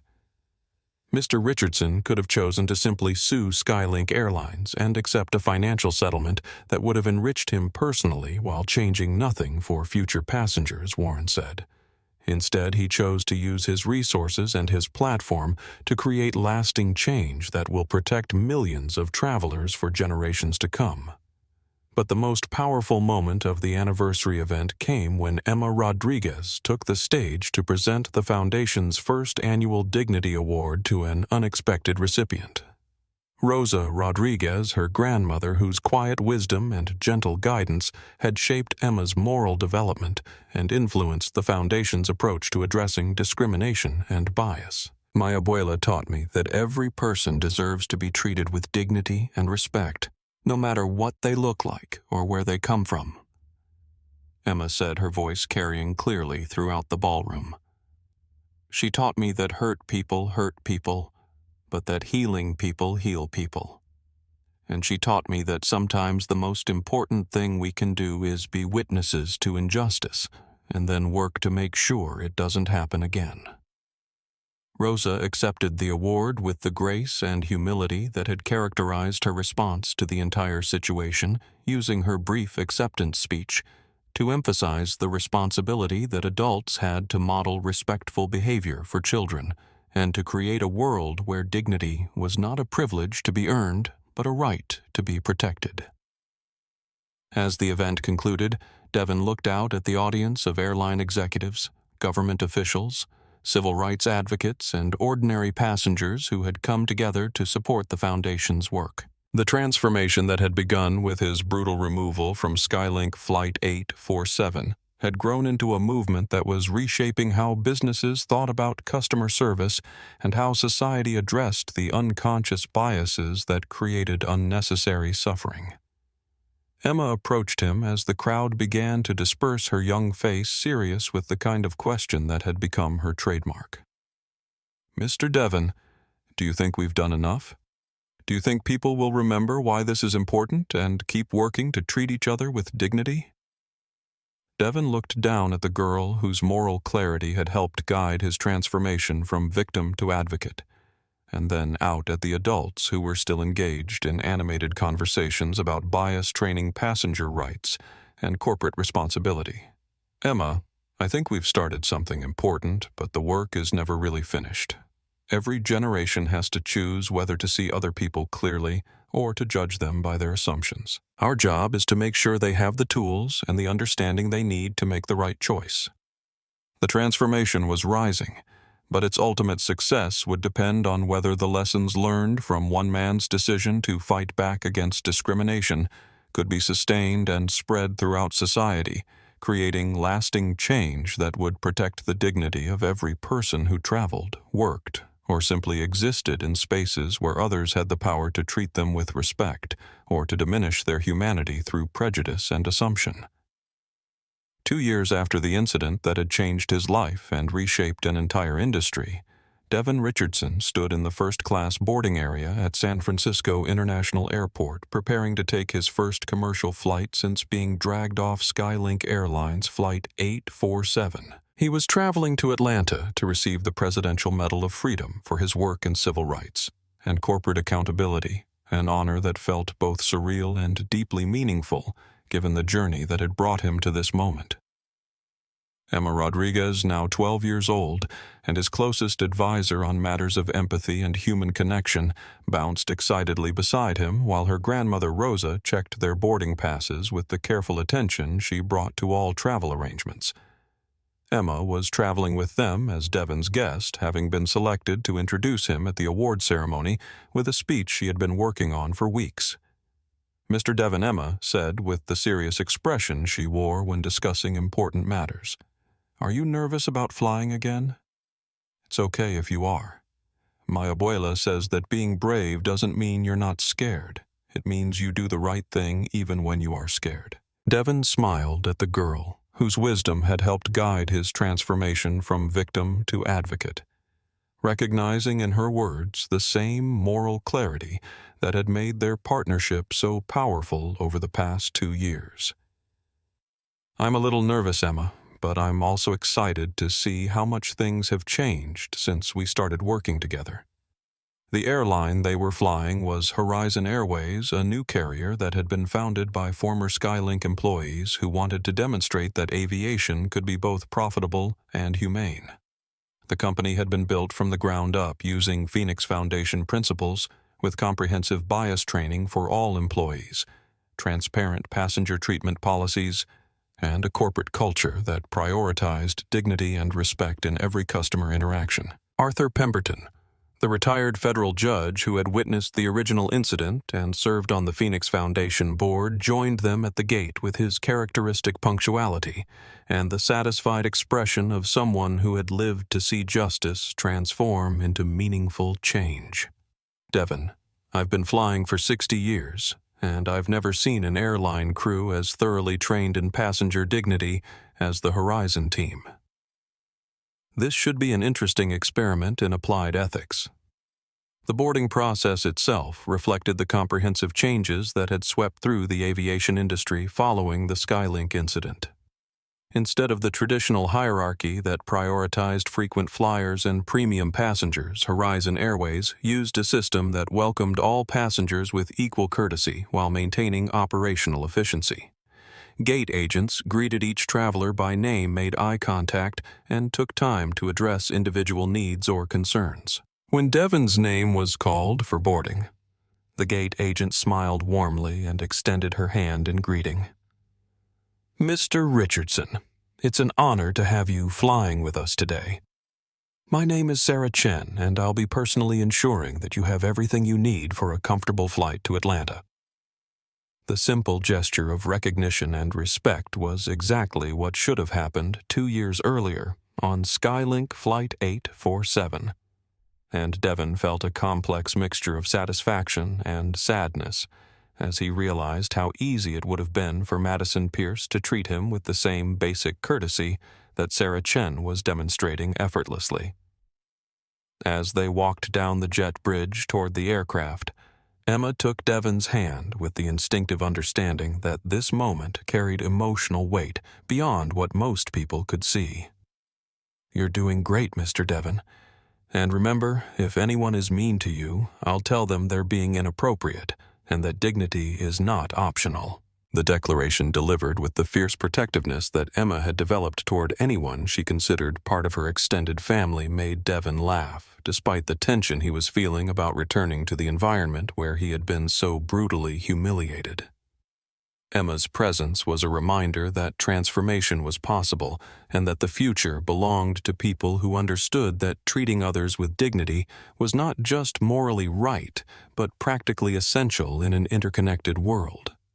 The flight attendant who greeted them at the aircraft door was a young man named Marcus Thompson, whose name tag included not just his first name, but also his preferred pronouns, and a small pin indicating that he had completed Phoenix Foundation diversity training.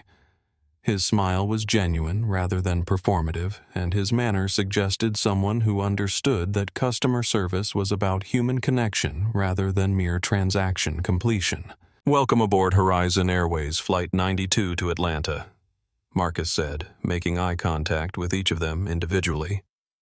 "Mr. Richardson, Miss Rodriguez, Mrs. Rodriguez, Judge Pemberton, we're honored to have you flying with us today.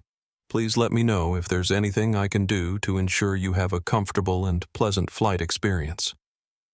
The interaction was professional without being obsequious, respectful without being deferential, and efficient without being rushed. Most importantly, it was exactly the same level of courtesy that Marcus extended to every passenger who boarded the aircraft, regardless of their appearance, apparent wealth, or celebrity status. Emma settled into her first-class seat with the excitement of someone experiencing luxury travel for the first time, while Rosa marveled at the spacious cabin and the respectful treatment they were receiving from the crew. "Mijo," Rosa said to Devon, using the term of endearment she had adopted for him over the past 2 years. "This is how it should have been from the beginning. This is how people should treat each other."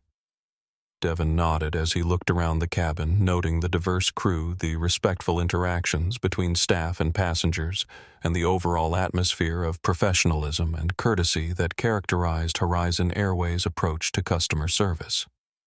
The airline had been founded specifically to demonstrate that treating passengers with dignity was not just morally correct, but also financially viable, and their success had inspired other carriers to adopt similar approaches. Captain Maria Gonzalez made the pre-flight announcement with the kind of warm authority that came from someone who understood that leadership meant serving others rather than dominating them. "Ladies and gentlemen, welcome aboard Horizon Airways Flight 92 to Atlanta. My name is Captain Maria Gonzalez, and along with First Officer James Park and our outstanding cabin crew, we're committed to providing you with safe, comfortable, and respectful service throughout your journey with us today." The announcement continued with specific commitments to passenger dignity, accessibility accommodations, and conflict resolution procedures that reflected the comprehensive training all Horizon employees received through the Phoenix Foundation program. Captain Gonzalez concluded with words that would have seemed revolutionary just 2 years earlier, but now represented industry best practices. "We recognize that flying can be stressful, and we want you to know that our crew is here to help you have the best possible experience, regardless of any challenges that might arise during our time together." As the aircraft pushed back from the gate and began its taxi toward the runway, Devon felt a sense of completion that went beyond mere personal healing. The respectful treatment he was receiving from the Horizon crew, the comprehensive industry changes that had followed the SkyLink incident, and the broader cultural conversations about dignity and bias that the Phoenix Foundation had fostered represented the transformation of his personal trauma into meaningful social progress. Emma, who had been observing the crew's interactions with passengers throughout the boarding process, leaned over to Devon with the satisfied expression of someone whose faith in human nature had been validated.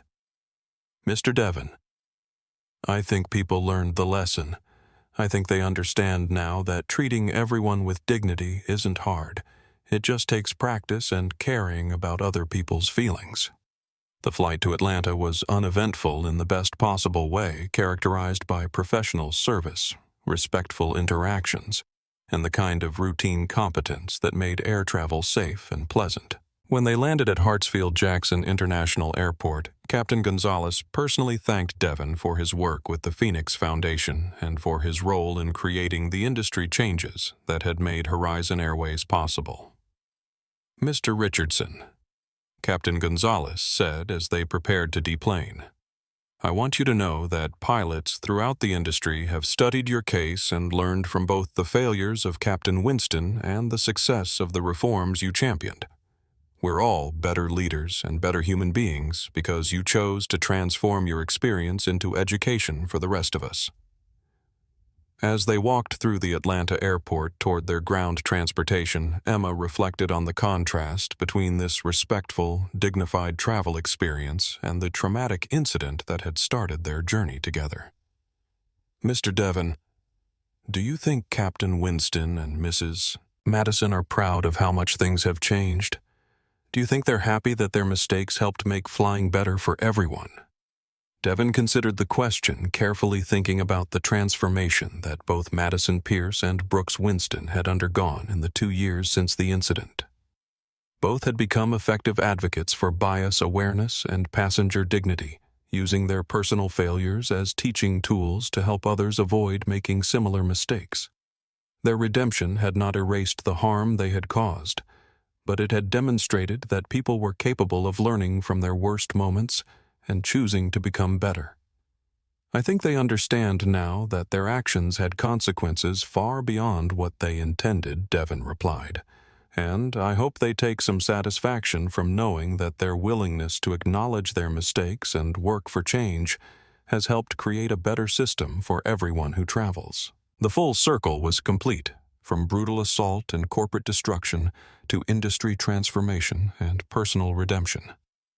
Devon Richardson had taken his trauma and transformed it into triumph, not just for himself, but for millions of passengers who would never know his name, but would benefit from the dignity and respect that had become standard practice in an industry that had learned the costly lesson of what happened when businesses forgot that every customer deserved to be treated as a human being worthy of respect. The Presidential Medal of Freedom ceremony at the White House was unlike anything Emma Rodriguez had ever experienced, but she carried herself with the poise and confidence that had made her one of the most compelling young voices in the civil rights movement. At 12 years old, she was the youngest person ever to introduce a Medal of Freedom recipient, and her presence at the podium represented the intergenerational impact of Devon Richardson's decision to transform personal trauma into social progress. "Mr. President, distinguished guests, and fellow Americans," Emma began, her clear voice carrying throughout the East Room, where presidents and civil rights leaders throughout history had gathered to recognize exceptional service to the nation. "My name is Emma Rodriguez, and 2 years ago I was just a regular kid on an airplane who saw something terrible happen to a nice man who didn't deserve to be hurt."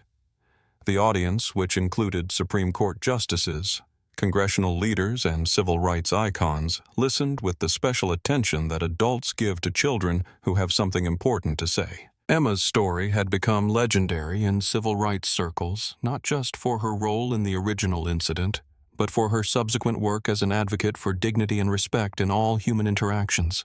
I watched flight attendants and security officers hurt Mr. Devon Richardson because they didn't like how he looked, and I couldn't understand why grown-ups would be so mean to someone who hadn't done anything wrong. Emma continued her words, carrying the moral clarity that only children can bring to complex social issues. But what I've learned since then is that Mr. Devon took that terrible experience and used it to make sure it would never happen to anyone else. President Harris, who had made civil rights and corporate accountability central themes of her administration, watched from the front row with the expression of someone who understood that Emma's words represented the future of American social justice advocacy. The president had specifically requested that Emma introduce Devon because she wanted the ceremony to emphasize the role that young people played in holding adults accountable for creating a more just society. Devon Richardson stood beside the podium in a navy blue suit that was perfectly tailored but not ostentatious. His appearance deliberately chosen to demonstrate that dignity and respect were not determined by clothing or superficial markers of wealth and status. The man who had been brutalized for wearing a hoodie and jeans was now receiving the nation's highest civilian honor, but his transformation went far beyond personal vindication to encompass systemic change that had affected millions of lives. The Phoenix Foundation that Mr. Devon created has trained over 200,000 transportation workers in dignity and bias awareness. Emma announced, reading statistics that she had helped research and that represented real progress in making travel safer and more respectful for everyone. Complaints about discrimination in airports and on airplanes have decreased by 78% since the foundation began its work, and passenger satisfaction scores have reached the highest levels in aviation history. But Emma's most powerful moment came when she departed from her prepared remarks to speak directly from her heart about the personal transformation she had witnessed in Devon and the broader lessons that his experience offered to anyone who had faced injustice or discrimination. What makes Mr. Devon special isn't that he's rich or famous or powerful, Emma said, her young voice carrying the authority that comes from witnessing both cruelty and redemption. It's that when people were mean to him, he chose to respond with something that would help other people instead of just hurting the people who hurt him. He showed us that the best way to fight meanness is with kindness, and the best way to fight unfairness is by making things more fair for everyone. The standing ovation that followed Emma's introduction lasted nearly 5 minutes and included not just the formal applause, typical of such ceremonies, but the kind of emotional response that indicated the audience had been genuinely moved by her words. Even the most experienced political observers in the room found themselves wiping away tears as they contemplated the wisdom and moral courage that this child had demonstrated in the face of adult failures. Devon approached the podium with the measured confidence that had characterized his public speaking throughout his career as a business leader and civil rights advocate. But there was also a humility in his demeanor that reflected the personal growth he had experienced through his work with the Phoenix Foundation and his partnership with Emma and Rosa Rodriguez. President Harris distinguished guests, and my dear friend Emma Devon began acknowledging the girl whose moral guidance had been essential to his transformation from victim to advocate. I am deeply honored to receive this recognition, but I want to be clear that the real heroes of this story are the people who chose to document injustice, speak out against cruelty, and work for change even when it would have been easier to look away. Devon's acceptance speech focused not on his personal journey, but on the collective effort required to create lasting social change and the responsibility that all Americans had to treat each other with dignity, regardless of differences in race, class, religion, or background. He spoke about the thousands of transportation workers who had participated in Phoenix Foundation training programs, the passengers who had become advocates for respectful treatment of all travelers, and the business leaders who had recognized that customer service was fundamentally about human dignity. The incident that brought me here began with 2 people who made assumptions about me based on my appearance. Devon said, his voice carrying the authority that came from having lived through trauma and chosen to transform it into something meaningful. But it ended with an entire industry recognizing that every passenger deserves to be treated with respect, and with millions of people understanding that our differences in appearance or background are far less important than our shared humanity. The most significant part of Devon's speech addressed the ongoing work required to sustain the changes that had been achieved and to extend the principles of dignity and respect beyond the transportation industry to all areas of American life. The Phoenix Foundation had expanded its mission to include bias training for healthcare workers, educators, law enforcement officers, and customer service representatives across multiple industries. Real change doesn't happen overnight, and it doesn't happen once and then stay fixed forever. Devon explained to the audience of leaders who would be responsible for maintaining and extending the progress that had been made. Every generation has to choose whether to see others clearly or to judge them by assumptions and stereotypes. Our job is to make sure they have the tools and understanding they need to choose dignity and respect over prejudice and discrimination. The ceremony concluded with President Harris presenting the Medal of Freedom to Devon, while Emma and Rosa Rodriguez watched from the front row, both beaming with pride at the recognition of work they had helped shape and support. The president's remarks emphasized the broader implications of Devon's advocacy and the model he had created for transforming personal adversity into social progress. Devon Richardson could have chosen to respond to discrimination and violence with bitterness and revenge, President Harris said as she placed the medal around Devon's neck. Instead, he chose to respond with wisdom and compassion, creating institutions and programs that have made our entire society more just and more humane. His example reminds us that our greatest challenges can become our greatest opportunities to serve others and to create positive change. After the ceremony, as guests mingled in the state dining room, Emma found herself surrounded by civil rights leaders, business executives, and government officials who wanted to hear more about her role in the Phoenix Foundation and her perspectives on dignity and respect in human interactions. Despite being the youngest person in the room, Emma fielded questions with the confidence and thoughtfulness that had made her such an effective advocate. When asked by a reporter about her plans for the future, Emma's response reflected both her youth and her wisdom. "I want to keep learning about how to help people treat each other better, and I want to make sure that kids like me understand that they have the power to speak up when they see unfairness and to help create a world where everyone is treated with dignity and respect." The legacy of change that began with Devon Richardson's brutal removal from SkyLink Airlines Flight 847 had grown into something far larger than anyone could have imagined. It encompassed not just improvements in airline customer service, but a broader cultural shift toward recognizing the humanity and dignity of every person, regardless of their appearance, background, or circumstances.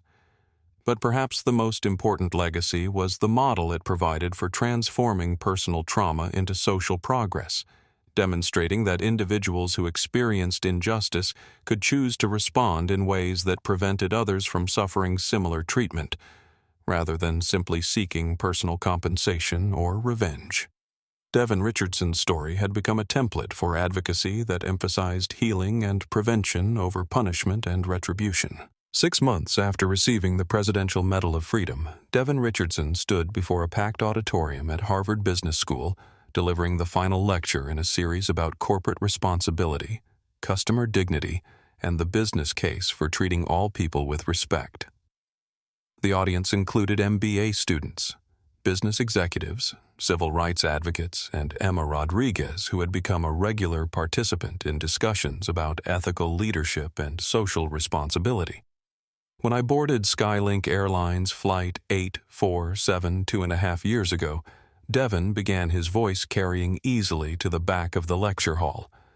I thought I was just a tired businessman trying to get to a meeting in Miami. I had no idea I was about to pay $18,000 for the most expensive airplane seat in history, not because of the luxury amenities, but because of the lessons it would teach an entire industry about the cost of treating customers as anything less than human beings worthy of dignity and respect. The Harvard lecture represented the culmination of Devon's transformation from private equity executive to public advocate, and his ability to speak about the incident with both humor and gravity demonstrated the emotional healing that had accompanied his work for social change.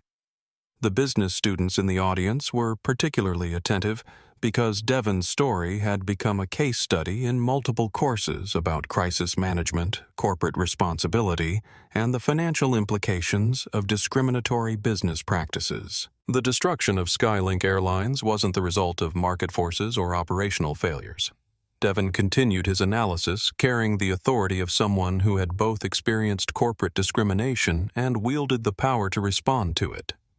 It was the inevitable consequence of a corporate culture that allowed employees to make decisions about customer treatment based on assumptions and prejudices rather than established policies and basic human decency.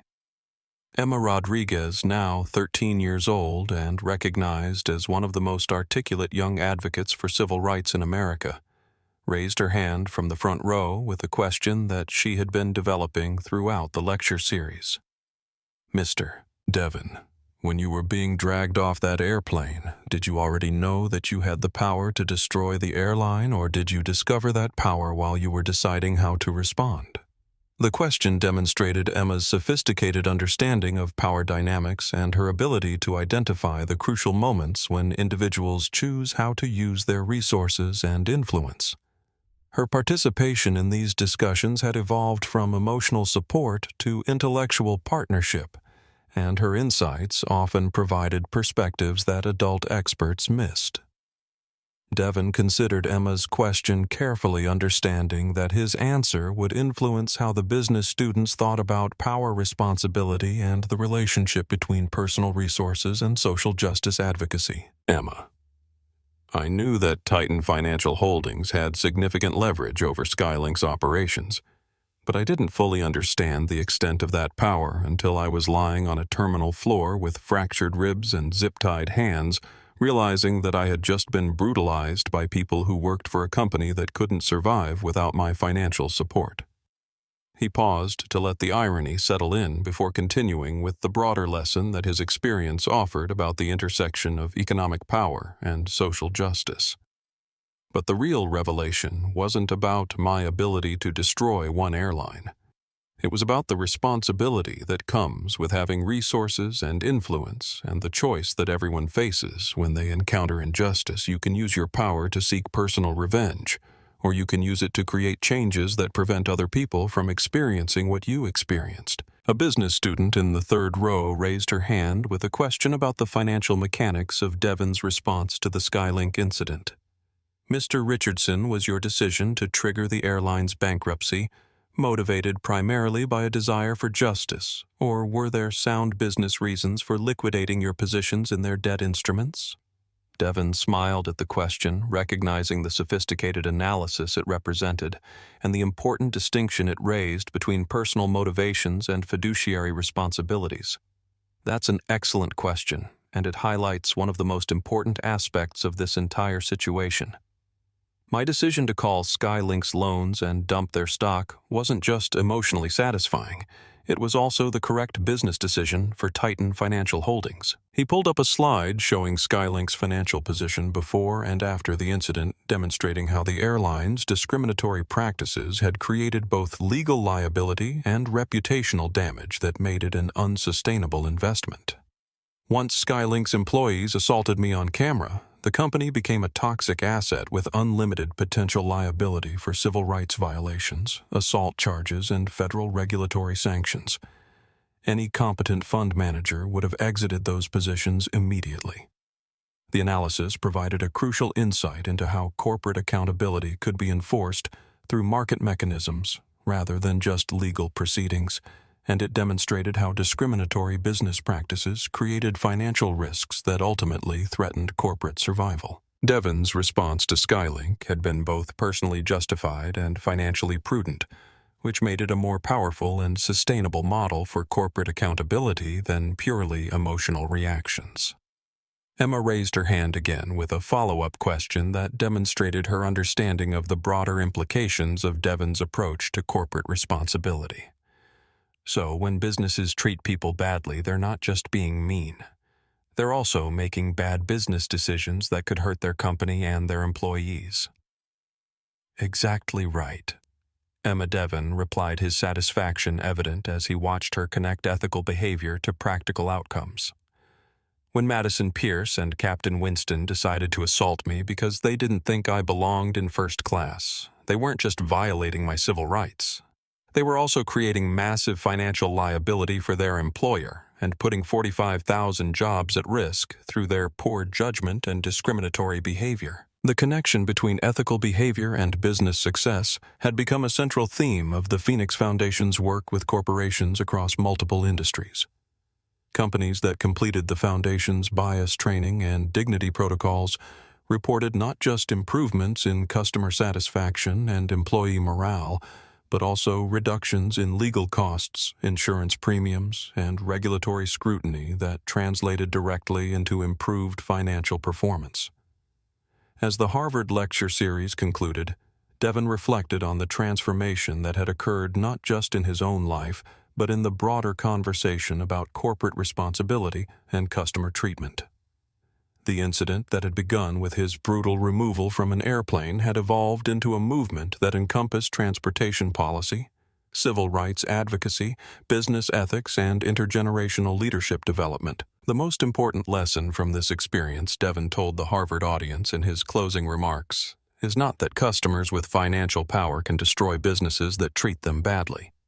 The most important lesson is that treating all people with dignity and respect isn't just morally correct. It's also the most sustainable and profitable approach to business in an interconnected world where every interaction can become public knowledge, and every customer has the potential to become either your greatest advocate or your most determined opponent. Emma stood up from her front row seat as the applause began, her youthful energy a reminder that the future of corporate accountability and social justice would be shaped by people who had grown up understanding that dignity was not optional, and that business success depended on treating all stakeholders as human beings worthy of respect. "Mr. Devon," Emma said as they walked together toward the exit, "I think we did something important. I think we showed people that you don't have to accept being treated badly, and that sometimes standing up for yourself can help protect other people too."